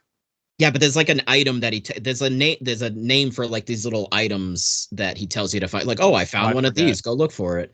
I totally forget. Yeah. Yeah, I forget what it's called. But like, yeah, once you unlock that tower, Jeff, like go and look for that thing. Good. Okay. And really, any of it. Once you guys get to chapter 4. Actually, Kyle, what chapter are you in? Oh, you're on mute, Kyle. 6. Oh, yeah. Wow. So you're ahead. Cool. Oh, so you already know. Okay. You did the parade and everything, I guess. I'm out and out ahead of that, pal. I'm playing it right now with my feet. That's why he was muted. All right, so then Kyle already knows. Chips, yeah. Kyle knows what I'm talking about. I don't know. I did almost everything in that second area and never ran into whatever you're talking about. So before Condor, no. Not you gotta find. You gotta find it, Kyle. You gotta find it. I can't. I've really passed that already. So I can't. Oh man. Damn it. Do you know? And maybe none of us are that far in the game to know. Like, will there be a point where you can now? All right, now you can go back and revisit any area you've been to. I assume there's going to be missions that are like you have to go back to the grasslands for that. You're going to get the high wind at some point, I imagine. You're going to, I think that's going to happen here. I don't think it's going to happen in this one. If what they said, unless they were just trying to F with us, like they've actually confirmed where this is going to end, and where it ends, we would not have the high wind. We'll get the tiny Bronco. We'll get that. Okay. But we're not going to. Hopefully, a way to revisit all these areas. And fast travel, by the way, worked really fast. I just fast traveled back to Calm, and I was like, that loaded up instantly. Okay. Right. Yeah. Even going between Junon and the grasslands, I was like, whoa. It's a totally different map, and it loaded up really fast. Yeah. You know why, guys? I definitely could wrong. Because the SSD, obviously. The power of the SSD. The power of the SSD and nothing else internally would. Right. Yeah, it's a proprietary SSD, and the really cool thing about it is Right. Kyle, have you had any luck? Do you know where this wouldn't work? Is on an Xbox. Obviously. Right. Xbox couldn't even dream of running this, right? Yeah. It's laughable to think about them trying to play this game on that system. Right. With their own SSD that they have as well. No. If you open up your Xbox, there's actually a tiny mouse with a wheel, and he's just running. He's running on the wheel. Everything's stuck together with that thing. Mine's dead. If you do. Everything's stuck together with like pieces of chewed gum. Like everything's just horribly put together. I wanted to ask Kyle if you were able to like power through or whatever, figure out the Queen's Blood side quest. Absolutely not. You were just like, I lost like 3 times. I'm done. No, I must have played maybe 30 rounds and it never clicked. I have no idea what I'm supposed to be doing. Yeah. You run into a new version of it like down the line, and I am loving that. It's a new version of it where it's like their side's already set up, and you have a very, very like 3 cards that you can use. Puzzle. Okay. I can totally do that. And like it totally clicks for me, and it's making me learn the game better. Like, okay, so this is how you like populate. So, you know what? Then there's no way they're not going to allow you to circle back to those. You have to be. You're going to be able to do everything. Yeah, there's going to be a way to get back to everywhere. There are vehicles that you get throughout the game before the Highwind, so that's why in my head again, I could be wrong because obviously they could be throwing a curveball in here and like you visit certain things that maybe you wouldn't have otherwise. But I feel like we're definitely not going to get the Highwind, but there will be things that could get us back there. So Also, there's just fast travel. They might eventually open up where you could just jump to another region whenever you want to at some point. Yeah. Without really trying to explain it, they're just like video games. Jump back there. Yeah, I don't. They are giving us some context though, because when you gain the ability, like Sea of Stars had that thing where, kind of spoilers, I guess, a little, but I'm not full context. Mm-hmm. Where eventually you can get to where you want to go way faster, way faster. It's so dumb. But that's like near the end of the game. I wonder if near the end of this one they're going to be like, you now have the ability to teleport because F you reasons. Yeah. Sure. So hopefully, go back to the other maps. I like when that happens around like the 2/3 mark of a game when it's like, all right, Yeah. You're getting ready to hit the last act, and you can, but it's time if you want to start circling back to stuff. I feel like every Final Fantasy game does. I mean, even like at the end of 10, you get the ship at the very end of 10. Right. Then it's like now go back to all the places and go wherever you want to go. Whatever. Yeah. I never played 13 more than like that first hour, but doesn't that eventually open up where you can kind of go anywhere you want at the end of that as well? Like towards the end. You go down to Grand Pulse, and then I think you just basically jump around. You just I think you just teleport around. I don't think you can go back to like where you were like up in the thing, but when you get down there, you can Cocoon, But once you get down, I'll tell you, man, the Cocoon. The quality of life stuff that Square has added to their games, we saw it with 16 last year. It was just incredible the way that they made it more and more accessible, while still making it really deep and making you feel like you own your part as the player of this game. And they did a great job of that. And now this is doing it. I just feel like Square is doing a good job with these Final Fantasy games of making you feel like it's more accessible than ever. And you don't have to do everything if you don't want to, but we're giving you a lot to do if you really want to. And I love it, man. And I also love that it's like completely like, yes, they're all under the banner of Final Fantasy, and they feel, at least so far in the gen that I've played, the gen of games I've played, they do feel like all under one umbrella. But 16 and 7 Remake and Rebirth so far, I mean, so different. They're so different tonally, and like even the colors are different and pop differently. Yes. And Jeff, I'm so happy that you're saying that, because that means that, and you're just starting to become a fan, and you literally already get it. This is the shit that drives me insane about this fandom. Is like, again, it's like console wars. You got this one schmuck over here who loves Final Fantasy X, and you got this other jackass over here who loves Final Fantasy Z, and they just freaking bash and it's like, guys, we love the same franchise. You like the same franchise, Your money is going to the same people. But also they don't understand. But they also don't understand that. And as I'm playing the Pixel remasters right now, I'm like, holy shit, they've been doing this since Final Fantasy II. Every Final Fantasy is different. Some of them even more so than others. But like this franchise, for pretty much almost in its entirety, has been doing different things with each iteration. Why don't you guys understand this? Right. You have people saying Final Fantasy 16 is not a Final Fantasy. It's like, then you don't understand this franchise then. So like stop arguing dumb nonsense. I bet the person that like back then and in the 80s or 90s, whatever the hell the first game came out, like the second one came out and they're like, this is not Final Fantasy. This is not compared to the first one. Right. It already started. It already started with the second one. I'm gonna start a forum on GeoCities. You know, or whatever. Zanga. Zanga, yeah. The Zanga about this community started. I just wanted to throw that in because it's like let's just celebrate a franchise that we love, and it's amazing that these things exist. So it's like people like the subset of tribalism and well, I mean, it's most common wrestling because you have different companies going against each other. But like imagine like the Harry Potter or Lord of the Rings. I mean, it's rampant there. If you like the TV show of Amazon, the Amazon TV show Rings of Power, you're banned. Just get out of this Facebook group. Okay, you're just banned. That type of stuff. I mean, it's rampant there too. It's like we love the same thing. What is the problem here? It's disappointing, but it is a part of interneting. So I don't know. I don't know what we can do about it. But yeah, this game is. I'm glad that 16 exists. I'm glad that this exists. Same. Okay, for it all to exist. So. Absolutely. Let me ask you guys this: between GeoCities and Zanga, which one do you think still exists? Zanga. Zanga. Zanga still exists. That's surprising to me. Yeah.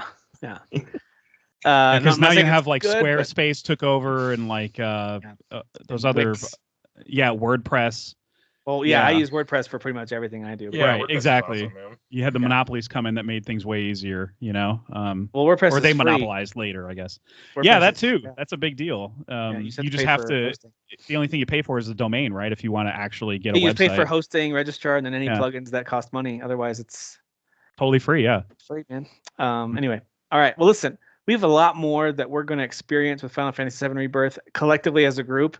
We have not completed the game. Even if you add up all our percentages of this game, I don't think we were at 100% yet. No. So like, PlayStation says I'm like 20-something%. I'm like, we've got a ways to go. There's no way I'm getting. That means a lot more conversations, which I think all of us are looking forward to because we're all loving it so much. We had the same experience with a handful of other games over the last few years. Yeah. Love when this happens. I love when we're all aligned on like, here's my main thing. Here's what I'm loving. So we will continue this conversation. We knew it would dominate this episode as it did, as it deserves to.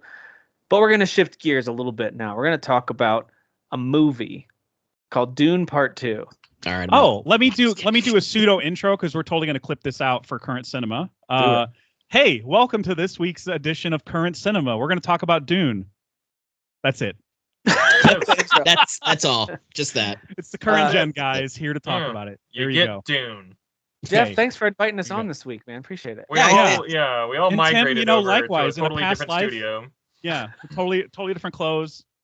Thank you for inviting me, which I haven't even seen the first Dan was one. like, I haven't seen either of them. Don't know if I will. Can I sit in on this podcast? Yeah, he specifically asked to sit in and hear us talk about it. But that's shame on me though, because I want to watch it out there on my 65-inch TV, and I just keep not having a moment to do it. I'm convinced that you'll like both of these movies. Oh, absolutely. I know I will. For sure. With more context too, especially like part 2 fills in so many questions are answered and then new ones are posed. So I feel like you'll love the journey both take you on, especially because it's one book, you know? Now, Jeff, as the host of this show, I'm assuming you want us to keep this spoiler free, but that's up to you. Oh no, yeah, we're gonna do spoilers later at some point with you know, hopefully I would like to include you, Tim, on that too. Because there's gonna be a lot of people that don't know what Dune is, like myself.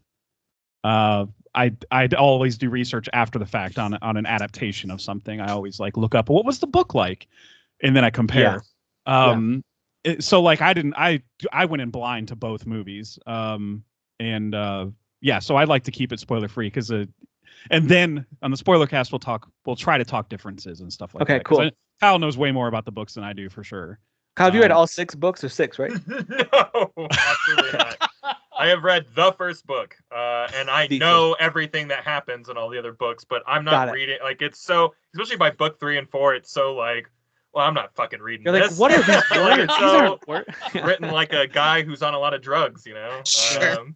Or sand. He let the spice flow. And just the way that he writes isn't always my favorite, you know? But like, yeah, those are really weird book. But yeah, one I've read a couple times. I really like one a lot. I really like the first Dune. But I know the whole story. I didn't know there was 6 books. That's wild. No, yeah, and it's not something like he did die at some point, but it was the same author the whole time, so he just got crazier and made the books crazy. Yeah. So, and then eventually somebody else took over after he passed, I guess. I don't remember. So I'm stealing this from Jeff and Kyle. You guys have said this, and I think this is so smart and so spot on. The first movie, which, by the way, I still find to be very... I thought it had a lot of action and tension, and it did a great job of telling a full story arc while leading you into what was coming next. So whatever. Critics don't think so. That's fine. People who just wanted to hate it. That's fine. That being said, you described it as being you meant haters, not critics proper. Because I was like, critics loved it. What are you talking about? Not real critics. Okay. I'm talking about social media. Social media. I have a platform now, people. That's what I'm talking about. Yeah, the people that are like, it's slow. Timothy Chalamet has a nice jawline. It's just concept art that's moving. Yeah. Concept art that's moving. That's right. I saw that the Blade Runner 2049 complaints. Yes. Okay. Oh my gosh, what a great movie that is too. Okay, but talk about. You guys both mentioned this, and I thought it was so smart and so accurate. And then as I watched the second movie, I was like, man, the world building of part 1 has made part 2 for me so much more enjoyable, and it allowed them to jump in, and there's just like action sequence, character development, building more action. Like it was so entertaining from start to finish. I got to see it on an IMAX screen with my buddy Jake, and we were just sitting there, absolutely floored. Like the sound was making my chest shake. When I got back in my car, I was like, dude, I saw that. That Hans Zimmer score was just. Oh, was it Hans? Yeah, but there are multiple moments. There are multiple moments that myself and others all around me, and I know we weren't saying it to each other. We just said it out loud. You couldn't help but saying it. We're just like, whoa! Like there are moments that, like, visually and sound wise, because it's just right in front of you, so big and so loud in your face, you're just like, holy crap! How did they make this? I really have to see it. I feel like Kyle feels the same, even though we saw it and we loved it. I'm seeing it in IMAX. We got to see it in IMAX. Yeah. Front and center, beautiful. I did have a different experience. It was not IMAX, but I did have Screen X, which I think is only a handful of states in the country. At Cinemark, I think even some AMCs have it too. It's not proprietary to Cinemark, but it's a 3-sided screen, so you're getting peripherals, and the screen is extremely bright, and they have the best sound system in the theater. So loud that it cut out the sound at a very integral part to Paul's art. Actually, gonna vibrate your rattled the audio. Your innards are starting to come up. Like your guts are coming out here. Yeah. Like I could tell the sound was like, and like they had the seats that rattle in the theater in this one too.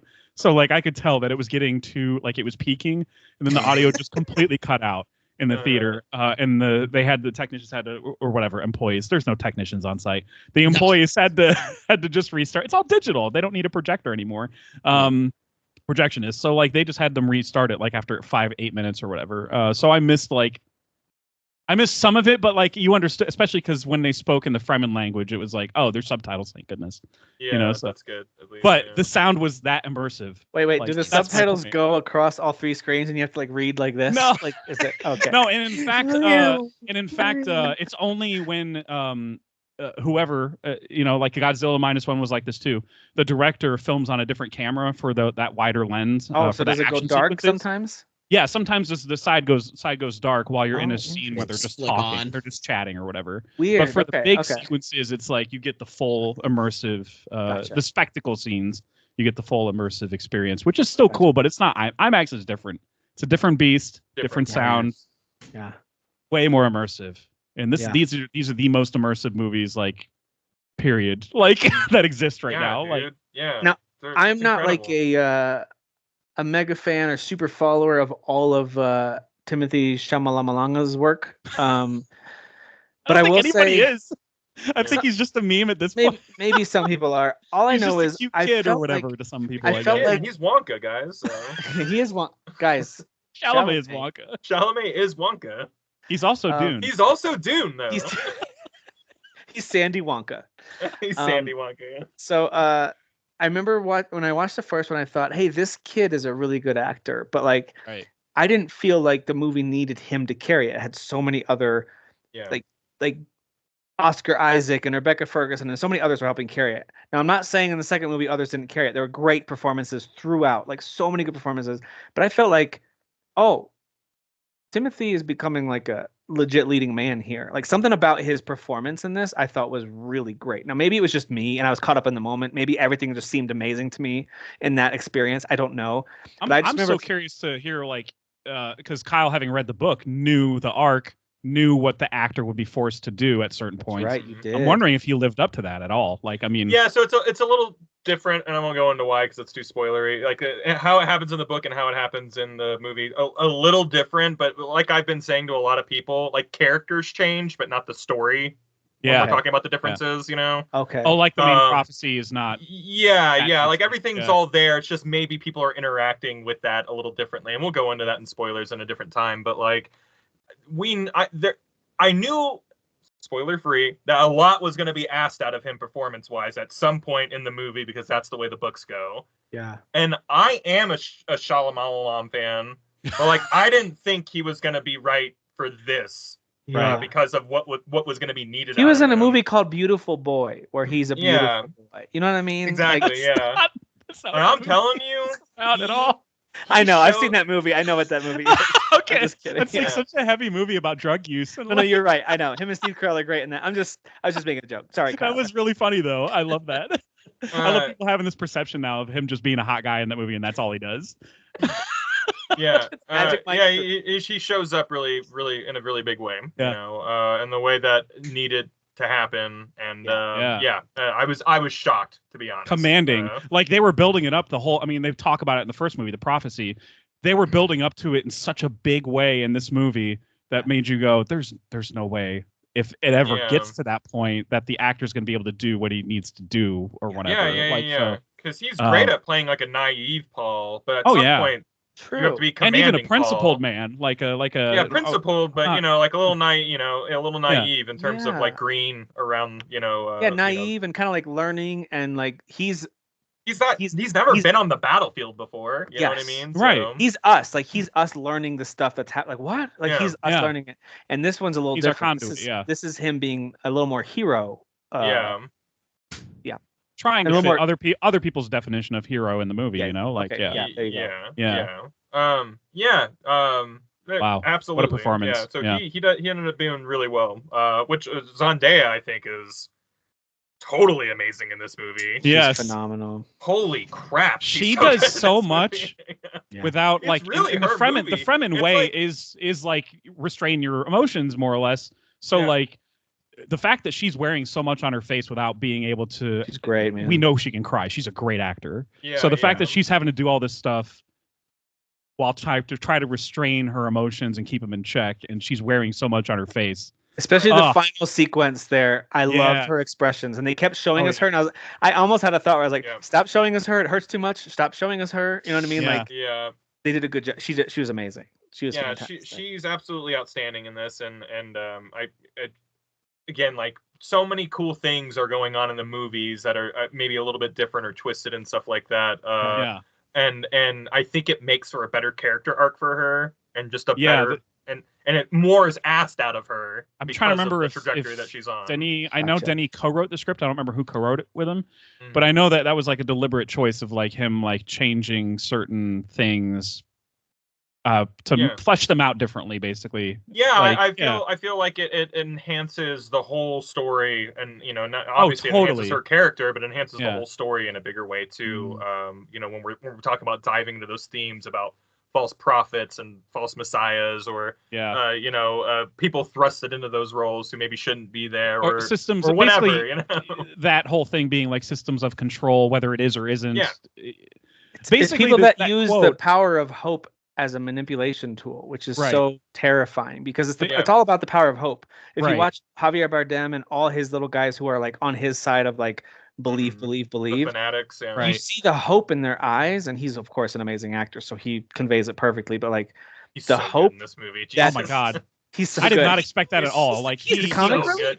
Because he's so like he's so dry stoic in the first one. movie. Yeah. And then like he's so amazing in this. It's crazy. Yeah. But yeah, I think it's that. I think it comes down to the power of hope, which I think is a very positive thing. We hear about that. You know, sometimes it's equated with something like love, where it's like the power of love can overcome, the power of hope can overcome.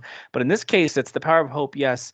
But there are those who are using it to pull the strings and control, and it's a very real and very scary kind of allegory for today too, where it's kind of like, hey, you're giving people a hope, but you're using it to control them. It's just brilliantly done, and I'm sure that Kyle, I'm sure that's and like you leave at pontificating these questions at like the movie, like which the book did too. That's the whole point. You read these things and you go, wait a minute, and like that. This movie has that in spades in a big way. So big time. It feels very much like the politicking of Game of Thrones, where you're like, who's really pulling the strings here? Right. And who's rightfully supposed to be pulling these strings, and who's doing it righteously, and who's not, and yada yada. You find out some guy multiple seas away is pulling all the strings. It's cool because like when you do the first movie, you get the whole Atreides story like out of the way. Like they're all taken care of. That story's taken care of by the time that the second movie is starting. So the second movie is more about the Harkonnens and the Bene Gesserit, and Chani, So you get like the Fremen story through Chani, you get the Bene Gesserit story through Jessica, and you get the Harkonnen story just from the myriad amount of Harkonnens that are in this. And I can't believe like any. Oh my gosh! How about there? Go ahead. Hey, real quick, how about Austin? Go ahead. In that, it's amazing. Yeah. I really thought he was going to show up ugly and just look intimidating, and then still be like, "Hey guys, hey there, yeah, let's go, guys. I'm just here to." No, but instead he shows up like a ripped Powder. Remember that movie Powder of the albino? Anyway, he's ripped Powder. Ripped Powder. The guy with the forks. Yes. Yeah. You know what I'm talking about. God damn it. But no, Austin Butler was amazing. And they do this whole sequence. And Dan, I can't wait for you to see this because I know that you love a good visual feast. So when you get to see it in your home theater setup, whatever you've got, both movies are just a visual feast. You're going to love them. But there's a sequence in the second movie where they really dive into the Harkonnen kind of realm, everything from fireworks to Colosseum to battles to people to costumes. So cool. It is just such an impact. Like, I just sat there going, like, how do they make this color palette pop so much and make me so enraptured? It's amazing. I'm intrigued by what Kyle was saying with getting the Shalama to do the stuff that it's like I don't know if this kid's gonna be able to. I'm like, oh, okay. Well, what is this even about? Like, I'm intrigued. I'm intrigued by that because when you see that, you know the moment. Like when it happens, there's a big moment for him. Yep. That when it happens, you're like, oh, he's delivering. Like, because it sounds like what he is in the first movie compared to this one. It's like there's a shift there, and it's like okay, that sounds interesting. Shift, and it's not just like oh, I guess we're here now. Like the build up towards it is so expertly crafted. It's the ramp crazy, up in these movies. Yep. If you view both as one, which I guess technically you should. The ramp up is just nonstop, and there's no. It's not like just a ramp up and then it ends. Yes. Yeah. Is this part 1, part 2? Is this the first book? Yeah, the book ends exactly quote unquote how this movie ends. So maybe some like verbiage is different, maybe a couple, but how it ends is how it ends. Yeah. Okay, so the movie's part 1 and 2 is the first book. So when they do book 2, that will be Dune Messiah, and it's probably just going to be called Dune Messiah. Okay. Which is a good name. I don't see them doing part 3 because I don't think they'll do part 3. I could be wrong. At the same time, it was so smart for them to call it part 2 because that let audiences know I can't see this yet. I haven't seen part 1. So I mean, maybe there's a mental. I can't imagine watching the second one without seeing the first one. Outside of maybe just says that you can, but I'm like, you don't. No. Don't. He just wants to sell tickets. It's on everything. You can get the first one so easily, like streaming on Hulu or it's You're skipping one of the most beautiful movies ever. If you I'm not gonna watch the first one. Just buy it on Blu-ray at this point. That's like Square telling us not to play Remake before Rebirth. Dude, it's exactly like Rebirth with Remake. Which is what they did, and I was like, listen, there's actually a lot of parallels in Dune Part 2 and Final Fantasy VII Rebirth that I'm kind of like, it's wild that they came out the same week. It's like, oh, let's take the first thing, which was beautiful and a wonderful experience, and by the way, we're gonna make it better in pretty much every way. You're like, you're gonna what? You're gonna excuse me, what was the last part? Yeah. What was that? I can't imagine all the people who said they were bored with the first one could ever say that about this one. like in terms of like action and stuff like that, because like they're just they will though. But yeah, well, I mean, they'd be wrong. They'd be like, it is literally like fixing all the things that they said was wrong with it, you know. So it's like they would have to be going against like their own stance then, just to be contrarian. That'd be them just digging in. Well, except for the people totally, that want to look at on the table, but except for the people that just want to look at Pretty Boy and then just like just be no, I've ran into stupid, quite a few people who want to have that conversation. Hey. Like, I just don't like Timothy Chalamet. I was like, well, I don't. By the way, know I actually don't. I kind of understand that when like, hey, certain actors or actresses aren't going to click with you. Sure. I would argue that this is a good example of an actor kind of finding that footing that maybe you were waiting for them to find. Listen, he's been a good actor for a long time. As a young kid, he's been very, very good for a long time. He's a very good actor. But I understand maybe the voice, the look, the hair, whatever it is that you don't click with. I think this one, there's just a different mode of him that comes out, and it's just kind of like, dude, this kid's got it. Man, like I already knew he had it, but if you didn't believe in him before, I feel like this is a performance that you could believe in. Yeah. Yeah. Especially coming off the heels of Wonka, which is like the most wholesome role he could have chosen. And then flip that, reverse it. Oh, my bad. Chalamet is Wonka. Wonka is Chalamet. God damn it. I messed damn it.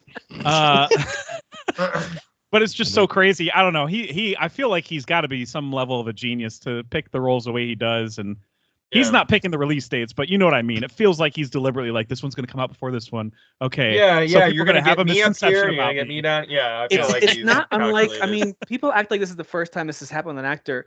If you guys remember, back Adam Sandler is like the biggest example of like doing something totally ass and then turning around and doing Uncut Gems. Well, and he's continued that pattern. Like, great, awful, great. He loves doing it. He brags about doing it. Yeah. But the one that I think of, I compare Chalamet to like Leonardo DiCaprio, a very like pretty boy actor who's in movies that people think, this guy's just this weak little pretty boy. He can't do a real thing. But then over time, you know, everybody we was were there for that. Yeah. But then over time, you're like, wait, was that him in Gangs of New York? He was pretty strong. Like, that was pretty good. Was that? What's that this pretty boy doing in The Departed? Yes. Blood Diamond. Like, was that him in Departed? Like, well, once he did Titanic, he's like, I gotta scrub this like look out. So he did The Beach right afterwards. The Beach. Like, that man, rocks, Danny dude. Boyle. Yeah, I love totally rocks. Like, yeah, it does rock. But like he knew even back then as like a 20-something-year-old, he's like, I gotta. Inglourious Bastard? Not Inglourious Bastard. Kyle, there's Django Unchained. I think there's totally parallels there. Do you think there's parallels between those two, where they're both kind of seen as just like pretty boys? Who cares? And it's like, dude, you should care. They're amazing. Just wait for them to get these roles that you'll care about, but they deliver every time. I don't know. That's why that shit annoys me though, because it's like, fine, like I get it. You're like, oh, he's like a little frail boy, whatever. It's like, but his acting should like matter more. Like, why do you care about the way this kid like? Stop being freaking stupid. People dwelling on grown ass 40 or 50-year-old adults dwelling on like how a little boy looks is really weird to me. And he's not a little boy, right? He's an adult. Call me old-fashioned. Yeah, he's like in his 20s, but the character's supposed to be super young and like naive and wear it. He's supposed to look naive. Yeah. So like, it's supposed to feel like he's great. Wrong coming from him on some level morally because he's like a kid.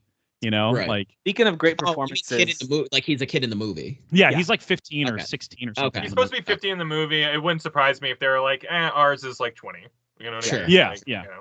Okay. Speaking of great performances, I've always been a big fan of Rebecca Ferguson, and she continues to astound every time. And I feel like this time she took it to another level again. So much character growth, man. She spent so much of that first movie crying, you know, because like it's a lot. There's a lot going on, you know. Crying and staring in the first. And movie. like in this one, whispering, it is bad bitch mode, dude. It is awesome, man. And also like she conveys pain in this one in a way that you don't see in a lot of performances. Yeah. She does my God. job. I felt it. I was like about to get diarrhea looking at her. It was uncomfortable. I felt and a lot's asked out of her in terms of like acting against nothing. And I don't want to go into what that means, you know. Yes. And she kills it.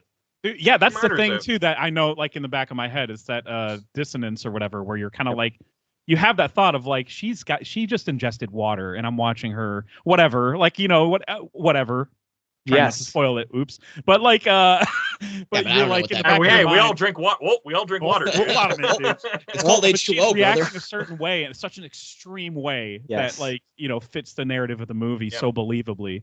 But not only that, like she has to stand up to multiple other very strong characters who we've already mentioned so far, and like you compared it to something like Game of Thrones, any of these kind of storylines where there's so many threads going and power, and who's going to pull what string at the right time and the right moment to be able to have the control over this party over here. Who's trying, like, And so her character is so impressive throughout as she's got these opportunities to come, and she wants to protect those she loves, but then she understands the importance of the future. And like, dude, I was fascinated by her character's motivation. There's some changes to her character too that are just minimal, but they're big enough to make the story better. Like and like that's what Denny V's been doing this entire time. From the book to the movie. I'm gonna twist something here. It may piss off purists because purists just live to be pissed off. Yeah, exactly. But like to serve a story in a different medium that isn't a book, these are wonderful, absolutely like jaw-dropping choices that cement themes and explore things further in ways that the book couldn't or didn't, you know. Interesting. Yeah. I do like the storyline totally they told of when the first movie ends, you feel like mother and son are in this together, and so the second movie is going to be a lot. But the second movie, their storylines are very separated, like still parallel in some ways, and of course intersecting in a lot of ways, but very separate. They're like, there's a lot they are unable to say to each other due to like where they're at, and but also that they have like telepathy, so it's kind of like, do they even need to say anything to each other technically? They can sense like each other over Jim and over Pam cell cliffs. phone that's just on all the time. When it's the Bluetooth.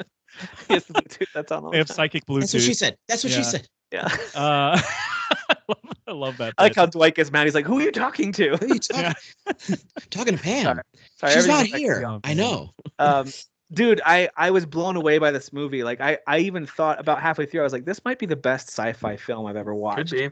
And then by the time it ended, I was like, yep, this might be up there. Like to me, it's a 5 out of 5 star kind of. And my other favorite sci-fi movie is also directed by Denis Villeneuve. I don't know. I think he might have a knack for this. Might be good. I was thinking about like when I watched this, I was like, man, if Blade Runner 2049 in this movie had to get into a knife fight in an alleyway, I don't know who I'm cheering for. You know what I mean? Right. And like, and that means a lot because I am such a huge Blade Runner 2049 fan. Like that movie, like I think by the time it ended, I cried because it's sad at the end, but I also cried because when it was done, I was like, ooh, just watched my favorite fucking movie I've ever seen. And I kind of had a similar thing where this movie was wrapping up, and I was just the way that it ends, and again, like just the weight of what's happening as whatever's happening at the end, you know, the weight of the changing tides of where the universe is sitting at after that moment. The Hans Zimmer crescendo contributing to the that. music feeling. helps so much. Yeah. The music is like. By the way, I just sat there, just kind of like,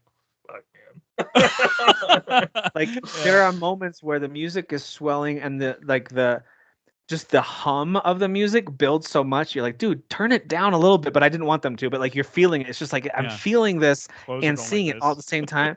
And then all of a sudden, at this key moment at the end, this final showdown that happens, music goes silent and it's just sound effects. And you notice it. I love that you notice it, dude. That's my favorite. Help it. I was just like, it's so quiet right now. Like my stomach growled in that moment. I was like, I just feel a pin drop while they're like, people are circling each other and stuff. Like it's so good. Kyle touched on or both of you touched on the Harkonnen planet with the reverse. No, they have a black sun basically. So when it's black hole and like the fireworks being a different shade of black and white at daytime versus nighttime was just how did they do? Basically, they're going to win awards for this stuff, like right away. And we're in March. Well, they're going to win so many awards. They're wheeling a character from inside, which is in color because it's not saturated by the sun or the moon that's out at that time. And as they're wheeling out onto the balcony, all the color saturates away. And I'm telling you, it's like one of my favorite sequences, maybe ever. It's amazing. It's just amazing.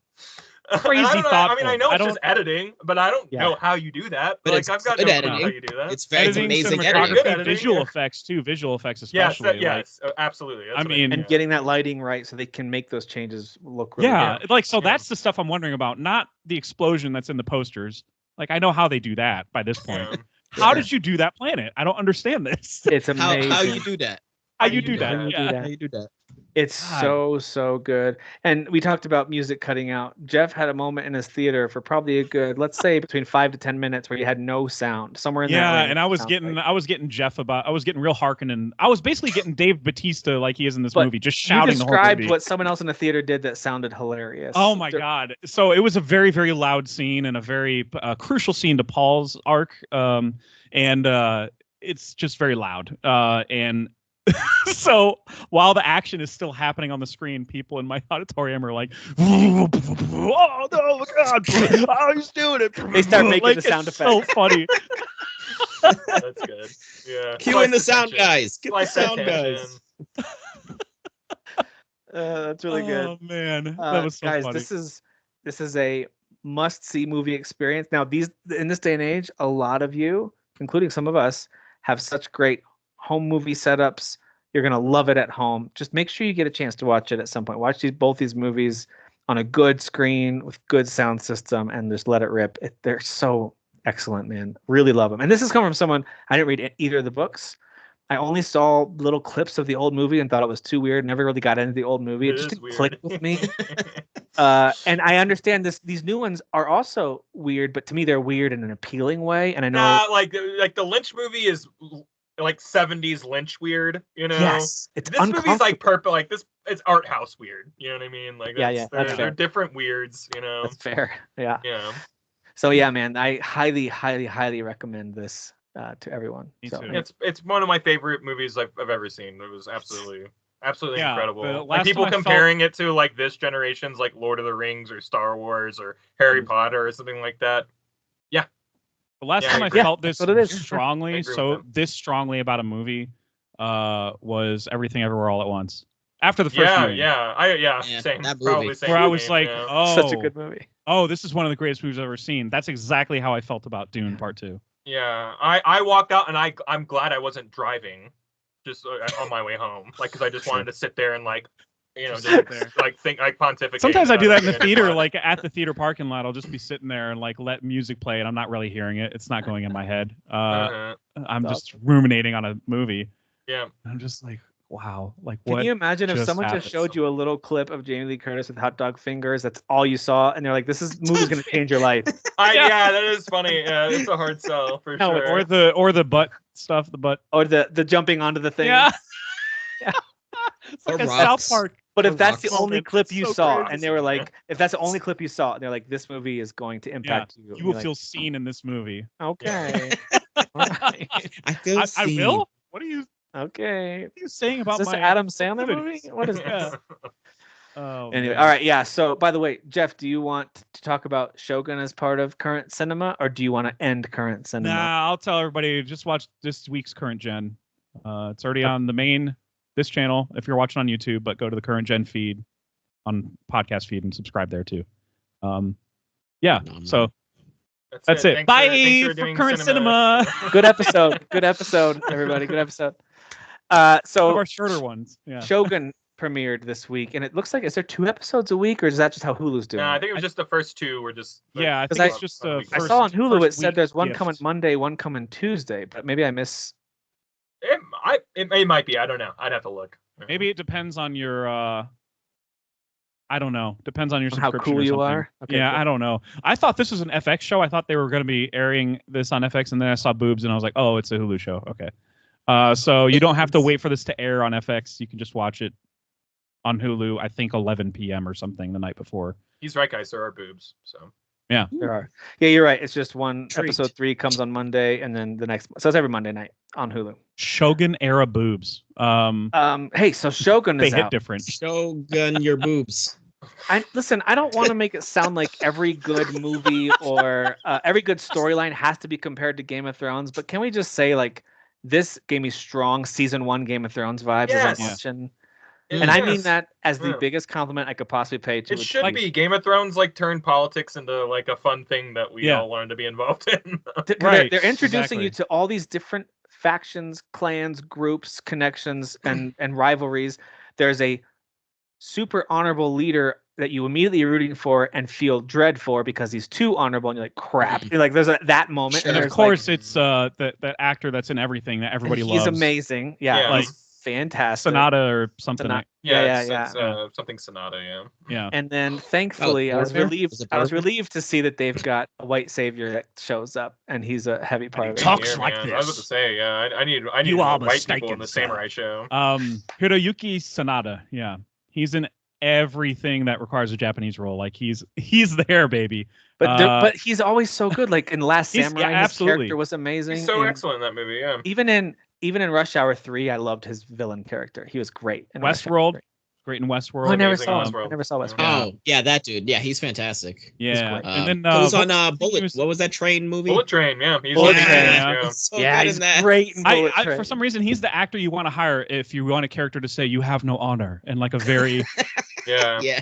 like old school Japanese accent, like Yeah. classic accent. He is phenomenal. By the way, I wasn't super familiar with this part of the history where you have Spain and Portugal, England, and like this element of who owns what areas of the undiscovered parts of the world. It was very intriguing to me. I think Kyle and I can recommend Silence as a companion movie for this. For sure. Yeah. Because Silence is literally boiling Portuguese. that guy alive. I go, coming I've in. seen this before. Yeah, exactly. Yeah. I recognized the haircuts from the trailer for that movie, but I never saw the movie. Yeah, Silence is about like I think it's the Catholic Church. They're like, what if we sent more priests over to Japan? Yeah, at a time where Japan was like, nope, priests. you whites, sorry guys, you whites fucked it up. 100 years ago. We don't want you here. They go there anyway, and all of them get systematically killed. It's pretty brutal. Yeah, we did some shit back then. I'm sorry. Listen, we did some stuff. Okay, but there's this. Yeah, in Silence they don't really touch on the politics. Like this show brought that up, and I was like, oh really? Like I had to Google like immediately because it is a historical basis. They set the stage in a way that like even I don't know, to me like the simplest mind when it comes to politics. I'm not the most politically savvy person. I already understood like okay. There's a shift in power. Now you've got a power struggle. A power vacuum, yeah. Yes. And so now you've got these guys that are trying to figure out who to team up against to take out the guy who seems like he's in the best position to maybe be the next whatever. So like I'm seeing all the pieces come together. And then you have this element of, and I joke about the white savior thing. I actually really love that element where you've got this English crew who arrives and it feels like they don't really know about this land. They just heard about it. And this land doesn't even know that England exists, so they're teaching them that England even exists. So that whole element is so intriguing. I'm like, this is such a cool time frame. It is. To tell a story. And to back up it not being a white savior too, it's like this guy's just not there to be a white guy. Like there's like he is so integral to the story and being a political pawn that like I feel like the show immediately justifies his existence without like needing to be like, and Tom Cruise is here, right? Because he's a Civil War vet or something. I don't know. Or Matt Damon. And it's also based on a real documented dude under a different name that was like the only English shogun like ever. Period. And he wasn't like some guy that saved them or something, but like he was like a real person that this is based on. So like it's not. Again, it's not like he was there to save. He's literally just saving his own skin at that point. But he has no allegiance to, like the Portuguese, like the priest that's there and being held hostage and he has to translate or whatever. He's not like him, who's like obviously he's not a priest, but his faith is not like unshaken or whatever. And I only abide by this or by my country. He's like, no, I'm just trying to stay alive. And if you need info, I'll give it to you. Like I don't. And I like the second episode where he sets the table for Sonata. Is that his name? His character, and he just kind of like. Here's the map as we know it. Here's how things are divided up. Here's what I believe. Here's what they want you to do. And like, as soon as he started to like lay out the pieces, I was like, dude, I am so into this right now. I was like, I'm in heaven right now. This is like, That's what it is. It's just word pornography, like it's just all it is people like delivering speeches to each other and just like big word moves. You're not watching like a bunch of people getting slaughtered or big battles or anything like that. There are a few heads that get removed. Heads that get maybe removed, but there's some really awesome stuff and like the whole other element of like the Portuguese are there and they're Catholic and then you have the English who are Protestant. So like you have all these people who like believe in this relatively the same thing who don't agree or get along either. Don't trust each other. There's all these levels of mistrust and stuff like that. It's not just like the whites versus the Japanese or the Portuguese versus the Japanese or anything like that. They even cut to the Portuguese, against everybody, whoever, and they're talking about Japan even in the Shogun, which this is all real. Like the religion had seeped so much into Japanese cultures. There are people on the council who are Christian, what I mean? Devout, so it's like give up their lives Christian. Who believe in God, like or they believe in the power and the money that these religions are giving to them. Yes, So and people are utilizing that. They're using religion to we were talking about using power and hope and stuff like that to manipulate people. Like, man, this show, everybody has an angle in this show. and it's crazy. Like even people who are on the honorable samurai side, there's shifty allegiances and alliances going on. And I'm just you just can't trust anybody, like, and it's and we're only 2 episodes in and I'm already like everybody's Littlefinger. We're watching a show where everybody's Littlefinger. It's just to what degree are you? And I feel like there's like that shifty the guy who's like the most pressed against Sonata's character, who's like, you've got to do this. He's always trying to get him in trouble. He's like the most Littlefinger, like gonna shove somebody over a well at some point, Skywell, and he's maybe that vicious, but like it is to what degree are you playing for your side, basically? The first episode, one of my favorite scenes, and there's a lot of good ones in the first episode. And Dan, you would especially appreciate this because it's an entire scene against some cliffs. There's my god, whole, the cliffs are. There's a whole like cliff so beautiful rescue scene where you actually see like these 2 characters that you can tell right away these are pretty main characters central to the show, and they're trying to feel each other out a little bit, and there's a conflict there. They don't speak each other's language. They don't speak each other's language. They're kind of cut from the same cloth. But when you see the subtitles and you hear the one guy talk, you're like, yeah, they actually do understand what the other one is doing. They really do. And then that whole thing plays out, and then the one guy was like watching. I don't know. It's all very interesting, and it's against a bunch of cliffs. It's all there. They do this editing samurai trick. cliffs, dude. Samurai old cliffs. Japanese culture too. So they do this editing trick in the second episode where there's a Portuguese priest who is talking in the Queen's English to the Englishman and translating to Sonata in Japanese. Without bias. And at first it starts with like, one says something, the translator says something, that translator says something else. But slowly as the scene's going on, the translator is getting cut out. And it's just... They make an audio adjustment. Did you hear that audio shift? So you could go with them? That's my favorite, bro. Something really clever went there where it's not like they just omitted, a step. It's just like... You didn't need that step anymore. And then it just cuts to the 2 characters who are talking in the 2 different languages, but they understand each other, and they save you the time. But you understand because the translator's there. Because the priest proved himself when he said, "So good. I'm just going to translate without bias, and I'm doing this, blah blah blah." As the audience, you're kind of like, "Yeah, but you still kind of swear to a cause that's not aligned with either party." So I don't know if I believe you. But then he does it. And that's when they start to edit it out, and you're like, "Oh, they get that the audience believes him at this point." Okay, cool. Yeah. Like, how do you even conceive that in a script writing level, an editing level? Well, it's such a simple thing. Your audience to follow along with it. You know what I mean? Like you'd have to do so many like testings of being like, "Hey, do you get this?" Like, let's screen this real quick and see who gets it. They were probably in the editing room for 4 hours or whatever, going, maybe one more second we cut out. Maybe. Yeah. Just so well done. It's so and really, everything looks just so real. Like it does. Like I feel like they go to Japan and shoot all this like in real castles. Like everything looks so. The ship sequences are amazing. The city of Osaka looks gorgeous.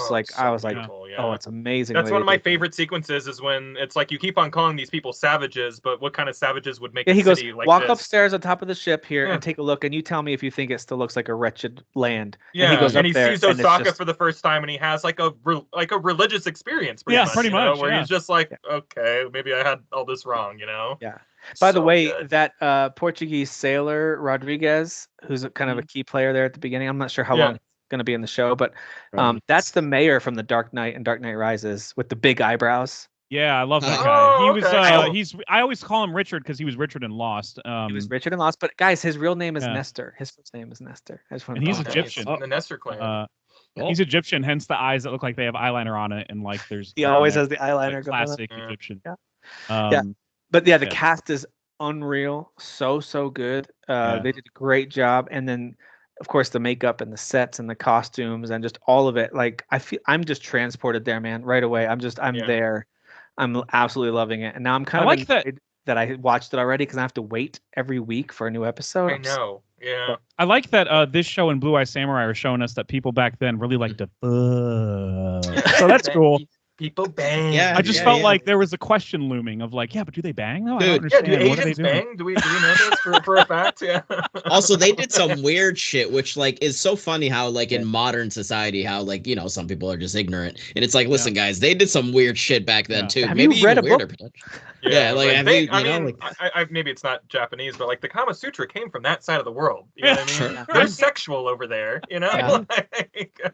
Things be happening, and by the way, it gets dark and dark fast. Like we're talking about not just random. There are some random deaths, but there's like you know how in Game of Thrones it'd be like, oh, they just burned a little girl alive. I can't believe they did that. And this, it's like, no, we're gonna kill a baby. A dad and a baby are both gonna die. Like, or like, I mean, that's humans and by the are way, savages. it's just because of an honor issue. Like it's those kind of things where it's just kind of like, holy cow, they're really doing this. This is really so like no character is totally free of blood on their hands. Like everyone has these like even like the heroic, honorable characters. You're like, ugh. They did the same thing with Eddard Stark in Game of Thrones. He beheads a guy that's like, you didn't have to kill him though, but he did because he did have to. You know what I mean? Like, and so like they do that early on with a lot of these shows where they do a great job with character gray area, and I love gray area with characters where it's like, hey, that's a villain, but also we're gonna see some behind the scenes stuff, and you're gonna feel a little empathy for this villain for whatever reason. You're going to understand their motivations or their trauma or whatever the thing is. And then in the last minute, we're going to undo all of it and we're gonna bury them in well, that's just the last season of Game of Thrones. Don't talk about that. Which I like. I'm a big defensive. Still a good time. It's still a good time, but anyway, shit. Shogun is a great. I highly recommend it if you like very like. I'm talking. No, it's deep levels of lore, historical stuff happening. It's being pitched as like a mini series, but like there were multiple books, so they could keep going as long as they want to. It's based on historical, accounts. So sure. If it's a hit, if it continues to be a hit, because it's already a critical hit, people just need to watch. Then it's probably going to come back for more. I mean, also it helps that they didn't cast like the biggest names in Hollywood in the movie that you're like season 2 is going to look vastly different. Like a lot of people are going to die or get recast. Like, let's get a Scorpion from Mortal Kombat, the new movie, and like that's our most famous person. Yeah. And then let's get the British guy who's like, no, not Tom Hardy, no, not Logan Marshall Green, the other guy, but the guy who looks kind of like both of them. I kept on calling him not Tom Hardy the entire time. Yeah. I was like, this is basically what Tom Hardy from Taboo was doing. Absolutely looking like Tom Hardy, and he sounds like, if you guys ever watched Robin Hood, Prince of Thieves, the Guy of Gisborne character, who's in lots of other stuff too, but that's where I think of. That's the first time I saw him, and I remember there's a scene he has with Alan Rickman, who played the sheriff in that movie, and then his sheriff the sheriff's real mad. He's like, I want to cut his heart out with a spoon, and then Guy of Gisborne's like, why a spoon, cousin? And he has this real gruff voice, and he sounds just like this dude, like that like overly gruff British sound. It's wonderful. It's perfect for that character. I don't know. It feels more convincing, I guess. Yeah. And there's also some characters that you want to root for, but like one of them allows this baby and dad to be killed because that's just part of the culture and part of the honor. Another one allows a guy to get boiled alive slowly, but you also kind of like that character. You think you're not sure. I know that was the weird part. Was like, why do I still kind of like this character? I'm watching him do all this bad stuff, but like, there's just something kinetic about him. I don't know. But even our white savior is like not blood free. Like this guy's probably a pirate, and he's not very honest. People, he's lying to a lot of people. So he's definitely just trying to survive. He just wants to live. So like it's not like some good-natured, good-hearted guy who got plopped into Japan. Like he's a swashbuckler, man. Although I will say he's a survivor. He's not even trying to pretend he's okay with Catholicism. He was ready to die for his hatred for Catholicism. He hates the Catholics. I like the visuals that he chose for demonstrating to them without speaking their language that I am not one of them. Like he just did the signal. He didn't know how to tell them this guy's translating wrong for me, so he just took the cross and started stomping on it and was like, no, not me, no. That was great. Ew. P.U. Dude, that's what got their attention. They were like, phenomenal show, production values, writing. I mean, I am loving it. Same here. So, can't I was surprised though. I went into it. I don't know, because I watched the trailers, but I'm not good at paying attention to things. Apparently, I just I went into it going, oh, there's going to be like action here, and instead I'm just totally gripped and 100% engaged with all the political stuff. Kind of rely on action, which is not even Game of Thrones too. Like Game of Thrones, you didn't even get an action sequence for like until like the Battle of Blackwater for the most part. You're right. Like 2 seasons in at the end of the second season. And the whole time you're like, big action sequence they skip over. Like Tyrion gets like knocked out by the mace, right? And then it just flashes forward to the end of the battle. Like, I like that. I love that, especially because I feel like that was going on, guys. But like you never questioned it. You were like, well, we're not here for big bloody battles. We're here for like the political like. I think the most action you got was Jaime pushing Bran out the window at the beginning. Bink at the end of the first episode, and you're like, what? Oh. Oh man. All right. Well, we gotta keep rolling, but listen, Shogun's awesome. We'll keep updating you guys on our thoughts as those episodes continue. Man, so good. What a good week for TV, movie, and game experiences. Good week. Also really good week. Michelle, she's a big fan. Obama came to hang out. I like how Obama came in to hang out with us. Thanks, Obama. Real quick, there's some other new stuff that's out this week. I'll name a few that I don't think anyone's playing, and then we'll talk about two I know at least a couple of us have played a little bit of. So Robin Hood the Sherwood Builders is out. That's like a survival game set in the Robin Hood universe. It's got mixed reviews at the moment, but it seems like that's just because it's got early access, and most of the complaints seem like it's not ready yet. And it's like, it sounds like the Nightingale complaints to me. Yeah, exactly. The technical struggles. There's a game called Thyria that's out that looks cool. I do have a demo for it, but didn't try it yet. You play as a grown adult's thyroid gland. Oh, can't wait. I'm looking forward to that. Thyroid gland simulator. You're a thyroid gland. It's like Operation. It's like what a horrible name. Sounds like a horrible like biology class thing where they're trying to get to learn something. Pass. In elementary schools everywhere. Yeah. I never did play the demo for Welcome to Paradise, and then it turned into just a purchase option instead of play, so I had to get rid of it. So anyway, like the demo was temporary. That happened to Storm Edge, and I was gonna play that, and damn it, I missed it. Storm Edge is pretty cool. I don't know if it'd be like an instant buy for you, because I know it's not for me, but it's pretty cool. But okay. There's other stuff. Lisfanga and stuff like that would be much more worth. That's what I was hoping to find out. Dang it, the demo got delisted or whatever you call it. There's a new Shiren the Wanderer, the Mystery Dungeon of Serpent Coil Island, which, by the way, this game title has made me had to change the size of my cell width on my spreadsheet where I track all the games that come out this year. It's such an annoying title. But way Shiren too long. the Wanderer is, I think, a pretty popular series. I just never played any of them, I don't think. So anyway, that's out. I know Kyle had to step away for a sec, but Star Wars Dark Forces Remaster is out. I could be wrong, but I don't think any of us are playing this. No, but I think it's cool that it was made. It sounds like people are generally speaking liking it and really hoping they make a remaster, of the sequel. So the first one is a first-person shooter. The second one, if I remember correctly, is a first-person shooter that turns into an epic kind of like third-person Jedi action adventure game. So yeah, I'm gonna get it at some point. It just needs to go on sale. I think it's over 20 now, and I definitely need it under. Because it looks good and it's getting the same good reviews that Tomb Raider 1 through 3 got remastered. So there you go. I like when a remaster does it right, Yeah. On our buddy Sasan's recommendation, I tried out this game called the Mobius Machine, and I do like it. It's not amazing. It's hard to recommend everyone to try, but it's a Metroidvania where you're a little astronaut and then your right stick is used to aim and you can kind of shoot in any direction. It's that type of a game. Oh yeah. But I love the visuals. Like, I just think the visual style is so cool in this game. It's got really cool sci-fi kind of this gross, goopy stuff that you have to shoot through, and so there's lots of squelching that's happening. I don't know, but it's really good. Like the visuals, I should say, are really good. I have a question, Tim. I like the style. Yeah. Does anybody in this game say it's Morbin time? They would say it's Mobin time because it's Mobius Machine. Sure. It's Owen Wilson's character from Loki. Yeah, wow. But not yet. They have not. Wow. They have not said it yet. No. Okay. It's fun to play. Plus, you're a little astronaut and you're in space. You can jump really high. I kind of like that your character jumps super high. I actually was games that start out and you jump like barely, and you have to like eventually get the ability to jump. So I like that you can go really high when you jump. That's cool. I do like that. I've paid attention to reviews for this one because it was one of those things that Hassan pitched to you, and I was like, well, whole lot of it there, dude. I might like it too, brother. And I checked out the trailer and I was like, well, this art style looks rad, but the reviews are like somewhere in the okay range. Yeah, I think it's fair to put this in a swimming in sevens. I know it's lower than that in some reviews. I think maybe it's being unfairly criticized, but I've only played through like the first area. I actually just put up a Let's Play of it on our YouTube channel if anyone wants to go see the first 27 or 8 minutes of it. Sweet. Yeah, the gameplay looks fun too. I feel like it would be a game I enjoy. It feels good.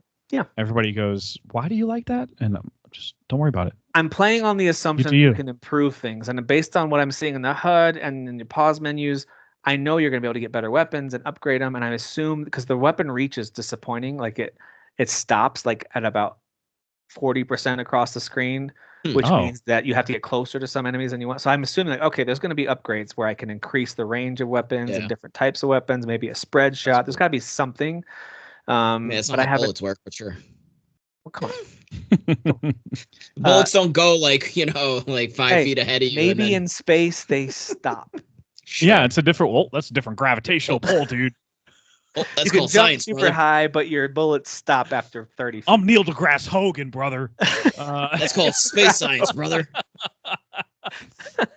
Einstein, brother. Sorry. Yeah, I think it's a good time. But yeah, just go check out our Let's Play if you're interested in seeing how it plays. That's me playing it, and I'm just a very average gamer. I'm not like a pro, and I'm not horrible. I'm like your normal dude who goes to play games. So you'll see what it's like for someone very. You should call them currently average Let's Plays. It is very average. Boom. True. I like that idea a lot. All right, we talked about remasters, remakes before. There's a new remake that is kind of an intriguing one. Why they decided to do this? Brothers: A Tale of Two Sons remake is out. I highly recommend to check your Steam library if you already own it, and this might be true on consoles too. I'm not sure. It was only $12 to get the remake. I owned it on Xbox, and I got it for I know that piece of crap Xbox that never even plays because it's a trash console. Yeah, I got it for like $17 or something like that. So it's under regular price. It's like 20 on the dot, I think. So it's like a cheap remake. If it were made proper by Joseph Ferris' studio, I think it's Hazelight, probably would have been more money. But they didn't have anything. He just directed the original game, but he didn't have anything to do with the remake. Apparently somebody else did it. Yeah, so I got it for $12 on Steam and actually played it for a little bit today. Jeff, I know you played it a little bit too. Yeah. What do you think? And if you played an hour, you're like almost halfway through. So it's a short game. It's a short game, which is kind of a blessing at a time like this where you're like, I really want to play that, but Final Fantasy, and it's like, oh, this game is not that long. Oh, okay, cool. It's like a movie. But yeah, they didn't change anything as far as I've seen so far. I'm at like the cave opening part. was exactly what I remember. Yeah, I don't know if they've added interactions to townsfolk and stuff like that. But this is the first time I'm at least trying it in this game because I played the original, where I go up to him and I hit there's like an engage button for each of the characters that you're controlling, and you can go up to them and hit engage with both brothers and see what happens. And like in one instance, I was able to play the harp as one of the brothers, and the other one, the brother plays the harp like poorly, and the guy laughs at him. So like there's like different interactions you can have with townsfolk that have no bearing on the plot or your mission, to go get some water from the Tree of Life, I think it is. They don't say that at all in the game, by the way. It's still Simlish. It's still nonsense words, no subtitles. But I think that's what there's they're a lot trying. of emotion, and you kind of understand what they're kind of saying. Right, and it's like a fantasy land, so there's like giants here and trolls and stuff like that. Yeah, so it's literally just the remake of the original, but it looks so good. I've been taking so many screenshots. You have multiple opportunities in each level to sit down at a bench with your brother, or one of you can sit down. And every time you do that, it goes cinematic, and it's like widescreen, and like you can see, it's a clear view of whatever beautiful objects in front of you. And I just take a picture every single time now because this game is gorgeous, dude. It's so pretty. Looks very good. I'm very surprised for being a remake that is not by the original studio and not by Joseph Ferris' studio. Like I've never heard of the studio that's done this. I'm very impressed. Like this is just kind of flooring me. Yeah, it looks really good. It plays exactly how I remember. Where identical, you move characters around with the separate. You move them separately with the two analog sticks, and then your interactions are the triggers. There is a co-op option which I haven't tried. I think that's new. I don't. Yeah, that wasn't before. They were. I remember there actually being. I thought there was a statement or a quote about it. Like it was designed to be a single player experience because of the way you control them. And right. And there's a narrative reason that like at one point that changes. Something happens, and something very, very. It's hard. It's happy. It's a really happy moment. It's really happy, and that's why I cried really hard when it happened. This is the type of game that came out around the time of Journey, like maybe a year or two before it or after. That's right. And everybody's crying at Journey, and I'm like, guys, brothers though. Like, I mean, Brothers I cried so hard. Sorry. Yeah. Listen, Get out of here. Let me tell you about this game called Brothers. Let me tell you something about Brothers, dude. Brother. You gotta say brother after that. Yeah. Yeah, I know. I messed up. I said dude. That was intentional. I'm a comic genius. But yeah, I love it so far. And when am I going to find time for it again? Not while I'm checking things off of the open world in Final Fantasy. Yeah. Like I'm too much of a completionist. Not when you got Ubisoft's Final Fantasy VII Rebirth to play. Right.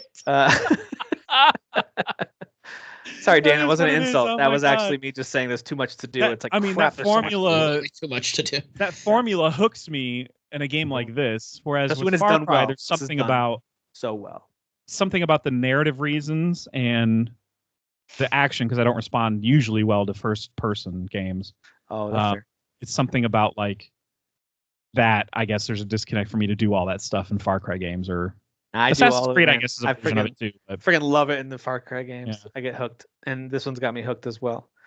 Anyway, it's a so good formula. I'm gonna play some more Brothers. I love that game, and I'm glad that $12 was kind of like a no-brainer to get a really pretty. Yeah, it's a full-blown remake of it. So yeah, it was a good call. What'd you say, Dan? I was saying, just to clarify, less than a year apart. Journey was March 2012, and then Brothers was August 2013. Yeah, I knew they were close together because I remember I played Brothers. I think on Kyle's recommendation, who died. I think R.I.P. Kyle. And Kyle's dead. He's dead right by the desk. That's a terrible joke. But I live like an hour from him. I could drive up to see if he's okay. But could do that. But I think I played it on his recommendation when I was trying to get back into games and like what the current landscape looked like. I didn't want to play anything that was too remotely, I don't know, known. I guess I wanted to play more indie games, and he recommended that one, and I was like, "Thanks, you son of a bitch." But yeah, I played that, and I played Journey. I was kind of in the mood, I guess. And then when I compared the two, I was like, what the hell is everybody crying about with Journey? And I don't mean like bitching. I mean, they're like getting emotional at certain plot points. I guess there's not really a traditional plot in that game, but you know what I mean? Like, I'm so moved by the, what? Okay. I like the music. The music's amazing. Austin Wintory's great. It's about the journey, Jeff. Yeah. It's about the journey. I guess. Yeah, if that's your thing. All right, I'm going to fly through headlines, and then we're each going to have 60 seconds to highlight anything else before we end. Does that sound fair? Just because we're already over 2 hours. All right. I like it. Digital Foundry did a deep dive into cloud gaming, which I thought was intriguing. I encourage you to go check it out. It basically comes out with what I would describe as, and I think a lot of people describe as, mixed results, where it depends on what's important to you. If latency is most important to you, xCloud came out a little bit ahead. If image and performance measures are most important to you, then PS Plus came out a little bit ahead, which I thought was interesting. But that being said, neither one of them are to a point where any of us, I don't think, would be like, cloud gaming's where it's at, man. That's how you play. Like, I don't think I literally have no reason to do any of this. I think that's in our future. I do. I think cloud-based gaming is just like streaming has become the way we watch most things. I think cloud-based gaming is going to be the way we end up playing a lot of games, if not most. It's just not there yet. I just don't think it's there yet. Right, it's not there yet, but it'll still be $70 a game. I don't know. Is it cloud only? Is it the compression and delivery software and the way it connects with your latency, with your button inputs? I don't know what it is, but a lot of information. It'll get there. Imagine if we do get there and it's only cloud gaming, like that's the standard. Like imagine if whatever's hosting that cloud goes down, nobody can game anywhere in the world. Like that's just crazy to me to go this route at all. Like it's just insane. I agree. Yeah, there'd have to be some kind of like fail safe where it's like, all right, if it goes down, you've got 48 hours where actually your system already kind of downloaded or installed some backup version that you can access, so the cloud comes back. I don't know. I have no idea. What that would look like. Also, that does speak to my limitation on like cloud. I don't really know cloud stuff that well. Like, I mean, I'm still in the physical era with all aspects of my job and life and stuff. So I don't know. So the main piece of news that came out of this was that, and people are most mad at Microsoft, of course, between this, but it kind of makes sense when I read the reasoning. It's because they actually said multiple times that when you play on xCloud, you're getting the Xbox Series X version of these games. And Digital Foundry did a deep dive on the performance and latency and image quality and all that stuff. And like, this is the Series S version of these games, like without a doubt. It's the Series S version. Wow. So you're getting a lesser version than what they said you'd get. I think that's a legitimate reason to kind of be at least annoyed. Like, well, that's not what you guys said. You guys said it was the Series X version. So it doesn't probably one of those window things. You know how like when your internet provider's like, well, you can get this much, megabits per second, but it's like you don't because whatever. Like maybe it's like that. I don't know. But Digital Foundry has said even when they've maxed it out and their latency figures were great for xCloud, the image and performance measures were at Series S standards for every game they tried compared to with PS5. They were actually getting PS5 level quality. The latency was still a little bit of an issue with their connection. So anyway, interesting stuff. I think that's just developing technology. I'm intrigued by it, not yet sold on it. That's how my mind is on this stuff. PS Plus games coming for March. We've got EA Sports F1 23. We've got Sifu, which to me is the most important one. If you haven't played Sifu, go play that. Yeah. It's on PS Plus now. Yeah, man. If you're like, oh, it's supposed to be challenging, right? No, they added an update a while ago. There's easy mode if you want. It's you so can get fun, on though. super easy, and it's so a blast. Fun. It makes you feel so OP. cool. Yeah. Pick whatever level of difficulty works for you, and then go and have a blast. That game is a really good time. Hello Neighbor 2 and then Destiny 2: The Witch Queen, all hitting PS Plus this month. We mentioned that there's going to be a Pokemon Direct. They talked about a bunch of Pokemon stuff. The biggest piece of news, I think, was that they announced their next game, which is Pokemon Legends ZA. If you remember, Pokemon Legends Arceus was the last one in that kind of spinoff, which I know that my kids especially are huge fans of. They love that game. And so that's coming to Switch in 2025. And the announcement was interesting. I don't think I've ever seen them word it this way before. Coming to Switch consoles in 2025.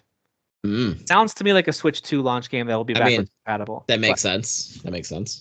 Or it could be a thing like, no, we got the Switch Lite, the Switch whatever. We're just talking about OLED light. Yeah. It could be saying that.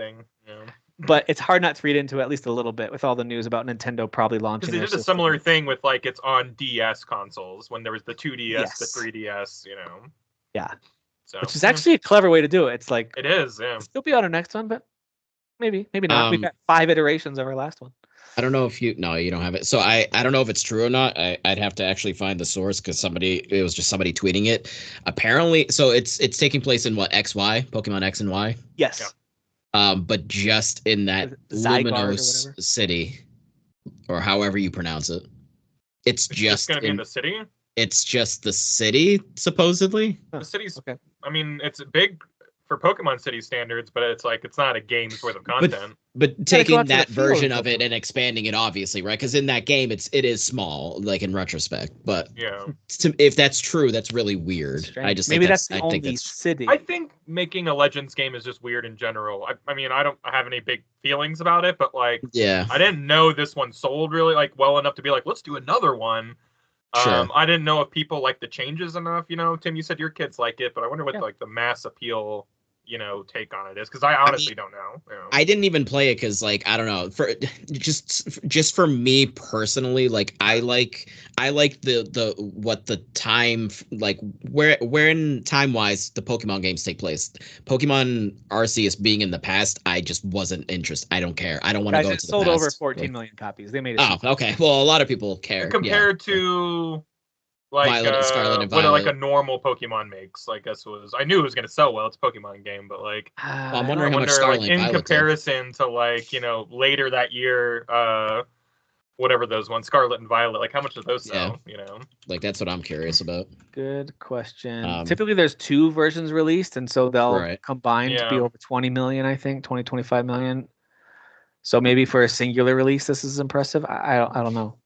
Not sure. 23 million. I mean, 14 million is impressive all the same, but yeah, I guess I remember the reviews being middling. Not low, but they weren't 9s. I remember lots of 7s and 8s and stuff like that. It's surprising to me that they're like, that was a hit, guys. Let's do that again. Because it just. I mean, unless they're going with the angle of listen, you guys keep saying you want us to do different things, so we're gonna do something different. So maybe they're just going with that angle. It's cooler than just doing another remake. Even though I think a remake is safer, it probably costs less and it'll probably sell better. I'd rather them go. The last 2, I don't think sold as well as they hoped. I think maybe that was the issue. The remakes, you mean? Diamond and Pearl ones. Okay, like Brilliant Diamond or whatever. Yeah. I'm not sure.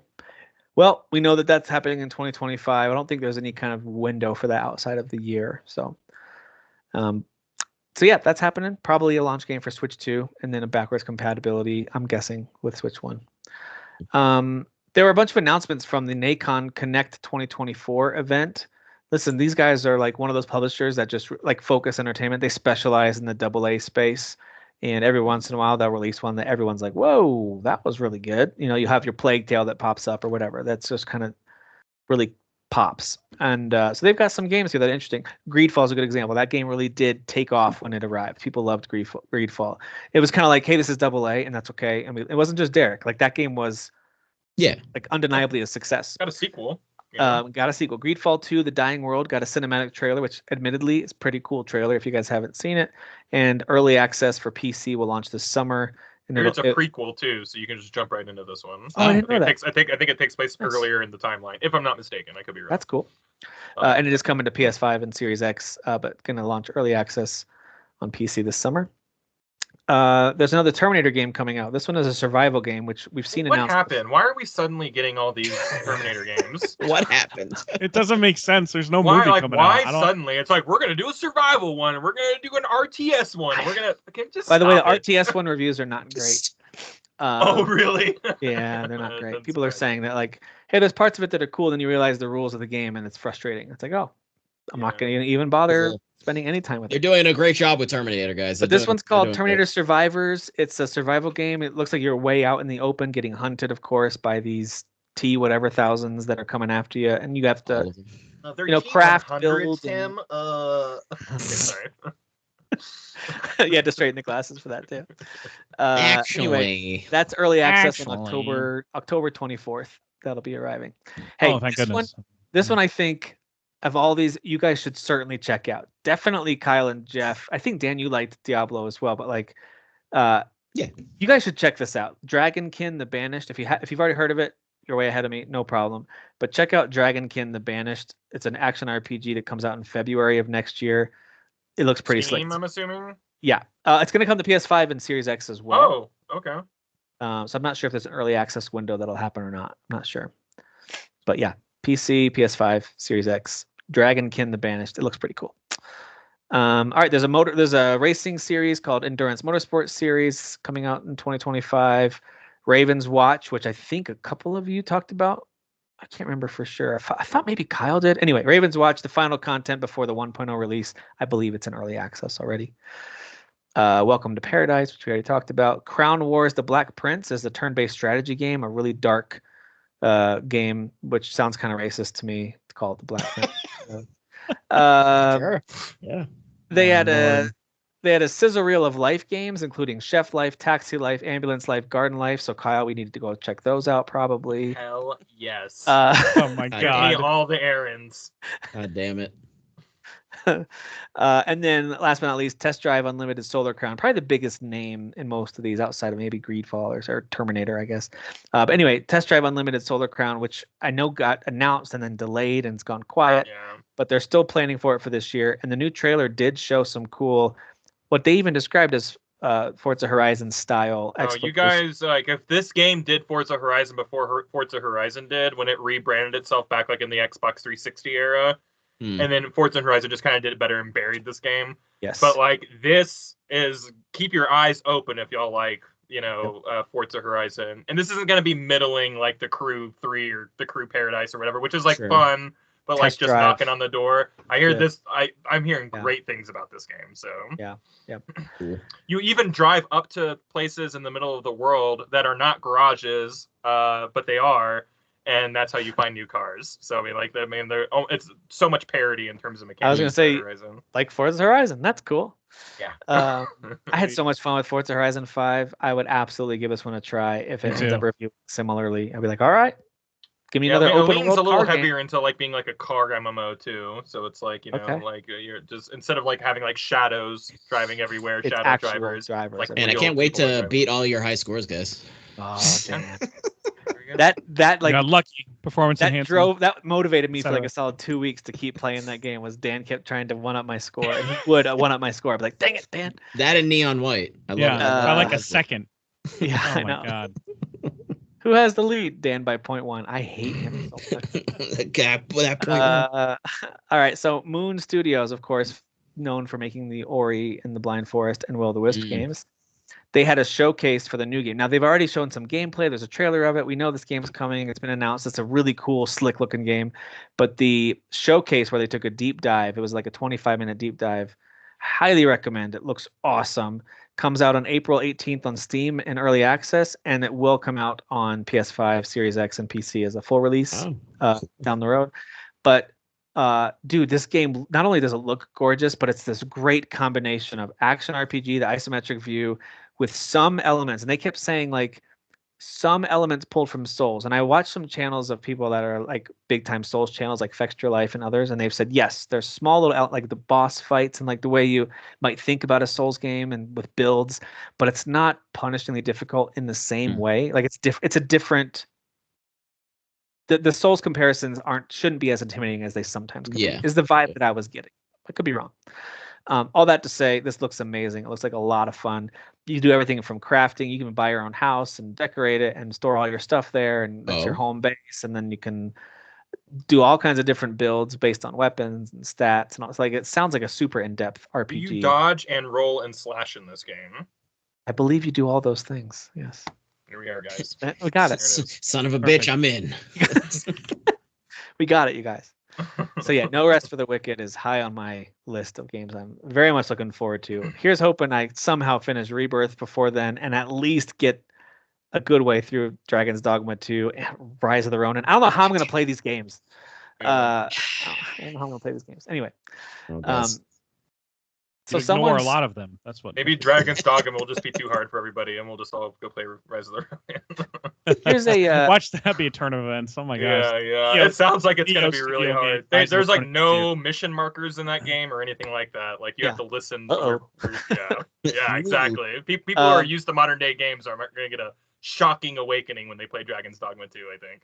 Here's a PSA for anyone who's involved with a ratings board and their decisions. If you see a playing card, that doesn't mean it's a gambling game. And this is something that the poor team over at the Balatro publishing squad and development team are dealing with.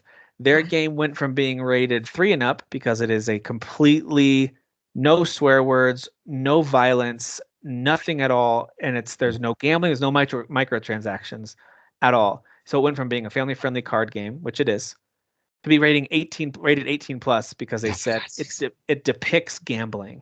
And dude, if you've played this game at all, there's nothing even remotely like I want to bet 50 this time, or there's not even like pretending to bet with fake money, let alone using real money. You buy the game and it is a complete roguelite where you're trying to get the best hand combinations as possible and duplicate your scores and multiply it. And I'm having a blast with it. It's not even remotely like gambling, not even a little bit. And so for the fact that they decided to rate it as a mature game, and so that means it got removed from multiple, and Kyle, you highlighted this, multiple international stores this past week. They're like, this is just a mistake. This is just stupid. But wouldn't they have already done the ratings prior? Like, why is this being retroactively? And it changed. It's like there was some kind of movement to get it changed. They hot copied it. They're like, no, this isn't mature anymore. Although that did have boobies. That had the boobies. That had some stuff happening. So here's a response from their publisher real quick. I thought it was interesting. They basically just said it was an overnight change in their age rating from 3 plus to 18 plus by a ratings board without any advance warning due to a mistaken belief that the game contains prominent gambling imagery and material that instructs about gambling. No, it doesn't. It just has a deck of cards. That's all you can say it compares to gambling. Like, you could say that's the case. If any game that has money in it is gambling, then I guess because it involves money. Or you go to the store and buy a pack of cards. Do you need an ID to buy a pack of cards because you're gambling? Exactly. Because it's a pack of cards. Like, dude, it's crazy. It's crazy. Are they going to be delisting Microsoft Solitaire from like all computers across the planet now? Because you can, make bets or whatever. Then Xbox is going to have no games, guys. So, that's their only exclusives they have. One left. game. Oh, man. Anyway, I just think that's so dumb. I kind of feel for them because the good news is that game is still like a top seller, especially in the US. Like and I love seeing a kind of a Cinderella story of a little out of nowhere, not even that good looking of a game, just kind of weird little card game. Just a card game. One developer or maybe two. It's just a hit, and I love it. Yeah. I love that kind of thing. Good for them.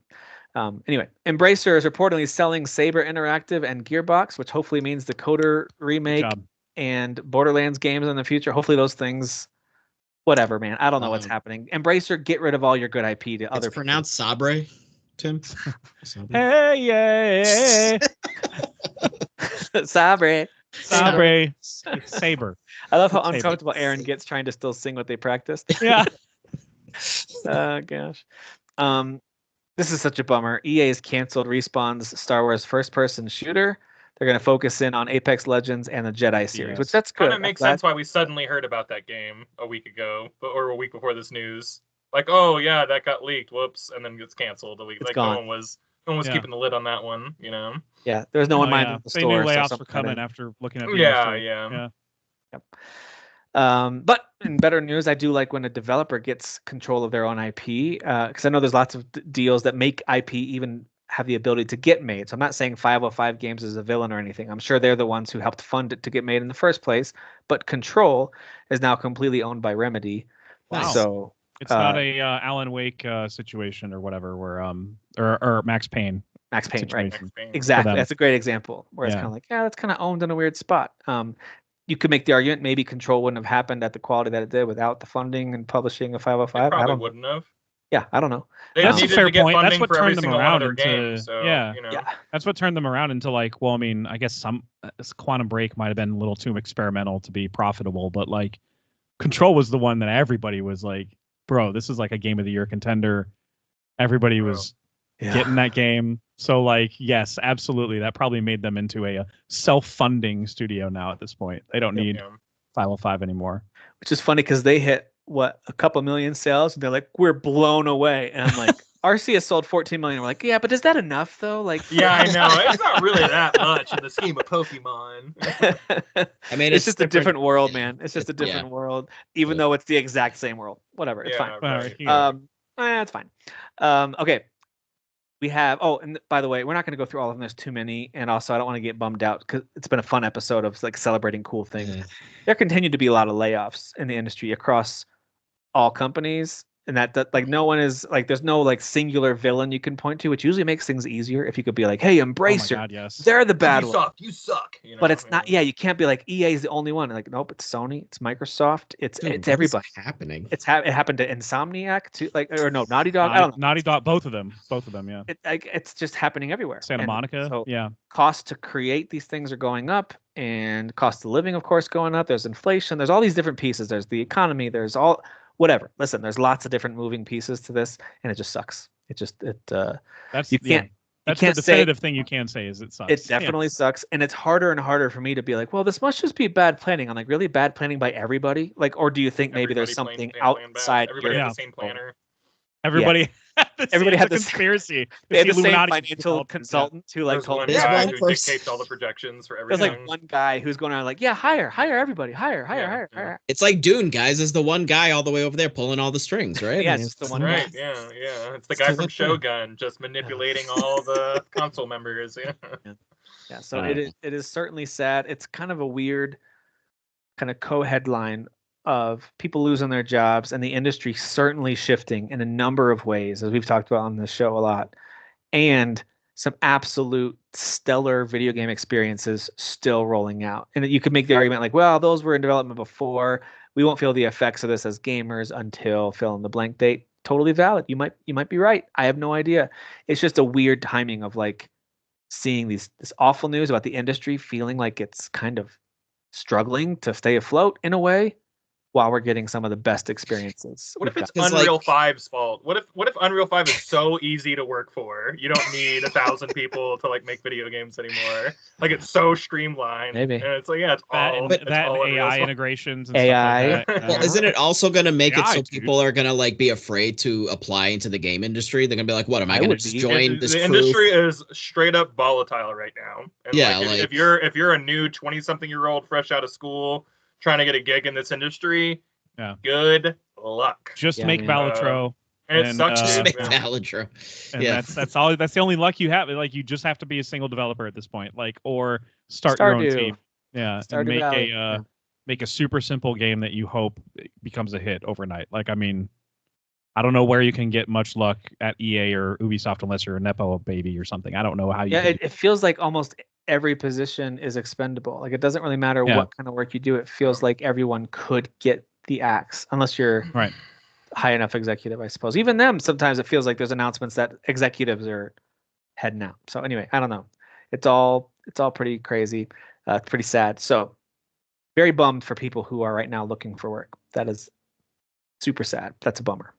And I hope that this slows down and they are able to stabilize whatever is happening in the industry, because I will always be a big fan of gaming. I don't see that ever changing, and I want the industry to stabilize and grow again. It doesn't have to keep growing forever and ever, capitalism style, but I do want it to be healthy where people can have steady jobs. in this industry. So yeah, that'd be nice. That would be nice. All right, guys, we each have 1 minute. I've actually got a timer that I'm going to set just so we can stay under the 3-hour mark tonight. You have 1 minute to walk us through any quick hits you have, gaming, movies, or otherwise, that you want to share. I'm going to hold it up to the screen even so you can see the timer. You've got 1 minute. It goes Kyle, Jeff, Dan, and Tim this week. That's the order. All right? Is everyone ready? We're going to do this thing. Quick hits for real. Sometimes we say quick hits and we take 45 minutes. This is for real quick hits. All right? Okay. Yeah, stretch it out. Stretch it out. Get limber. I'm so ready. I have everything I want to say up here. I'm so ready. I already know what Kyle's going to say. I'll say what Kyle says for him. All right, here goes the timer. And Kyle, go. Pass. Yeah.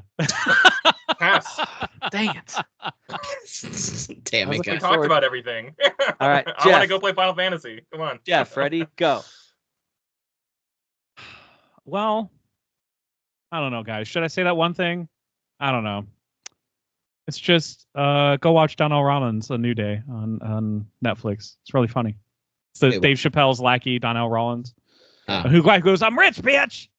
Go watch his new stand-up special. That thing flew by. It's really funny. That's all I got. Okay. I could not milk the whole 60 seconds and then shout that out at the end. I was gonna try, but I can't. I don't have it in me. There's too many good new things that we've all been playing and watching that we covered most. Go play this. Go play this. Go play at the end. All right, Dan, go.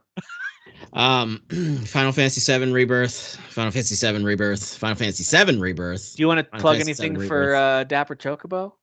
That guy's a schmuck. Everyone go play Final Fantasy VII Rebirth. No, what about Final Fantasy VII Rebirth? Hear me out though. Like what about? But seriously, I got 2 more streams and then I'll finish. I'll most likely be finished. I'm guessing max 2 streams. Final Fantasy 2 will be done. Okay. So nice. yeah. And also Final Fantasy VII Rebirth. So. For a minute, I thought you were going to say Final Fantasy VII. We're all Rebirth. even time on the clock here, guys. This is really good. Good. Now Tim gets a whole hour. I have a lot. Real quick, we're watching a show with Bryan Cranston called Your Honor on Paramount Plus. I think it's a Starz show or Showtime or something. Showtime. Yeah, it's Showtime. It's okay. It's hard to watch a Bryan Cranston drama where he's going deeper and deeper down the rabbit hole of like desperately protecting his family without being like, yeah, but Breaking Bad does it better. You know what I mean? Sure. It's hard. It's hard for me not to do that. It's a very similar plot. He's just got a higher status in society. That's it. But it's still well made and all that stuff. It's just not. I think my wife's liking it more than I am because I've seen Breaking Bad and she hasn't. I'm like, babe, let's go watch Breaking Bad instead. Anyway, but it's pretty entertaining. I'm intrigued to see what happens. I ended up liking it more than I thought I would. Like I looked at reviews and they hated it, and I was like, oh. Yeah, the reviews seem middling, but I think we're on episode 5, and I'm like, I like it so far. Did they also all complain that it wasn't Breaking Bad? Is that what it was? Like more or less. There was a lot of comparisons to that. Yes. Sure. And last but not least, we've talked about this game already. I'm super hooked on Balatro. I've been playing it a bunch as my in-between kind of palate cleanser, or it's also just on my computer. I could fire it up, play it for like 20 minutes, and it's just a great little card game. It's a really great way to gamble, everybody. So there you go. There's no gambling in this game. So one much of the best gambling. Gambling games I've ever played in my life. There's more gambling in It's the candy cigarettes of video games. You know, you get hooked on a card game. Candy cigarettes. It's a slippery slope to gambling. Folks. God, I used to. Well, listen, that was a fun episode. Lots of good stuff, of course, this week. I kind of feel bad it all happened in 1 week because we tried to quickly talk through. We probably will finish this and I'll be like, oh, I wanted to say this about that thing that I loved. Like we're all going to forget something. And that's okay. We're definitely going to do spoiler cast for the 2 main things from this episode at some point, I'm sure. Rebirth and Dune Part 2. We're circling back on both of those. Oh boy. Absolutely agree with that. So, but we'll circle back next week, guys. It's probably going to be more Final Fantasy Rebirth, and then we'll see what else happens with news and other games. Yeah, are there other games? I'm not sure. We'll find out. Thaumaturge. I'm intrigued by that. Yep. Yeah, WWE 2K24 Unicorn Overlord. Unicorn Overlord, yeah. Rebirth. Yeah. Everything with Rebirth. Thank you for watching. Thank you for listening. We'll see you next time. Bye.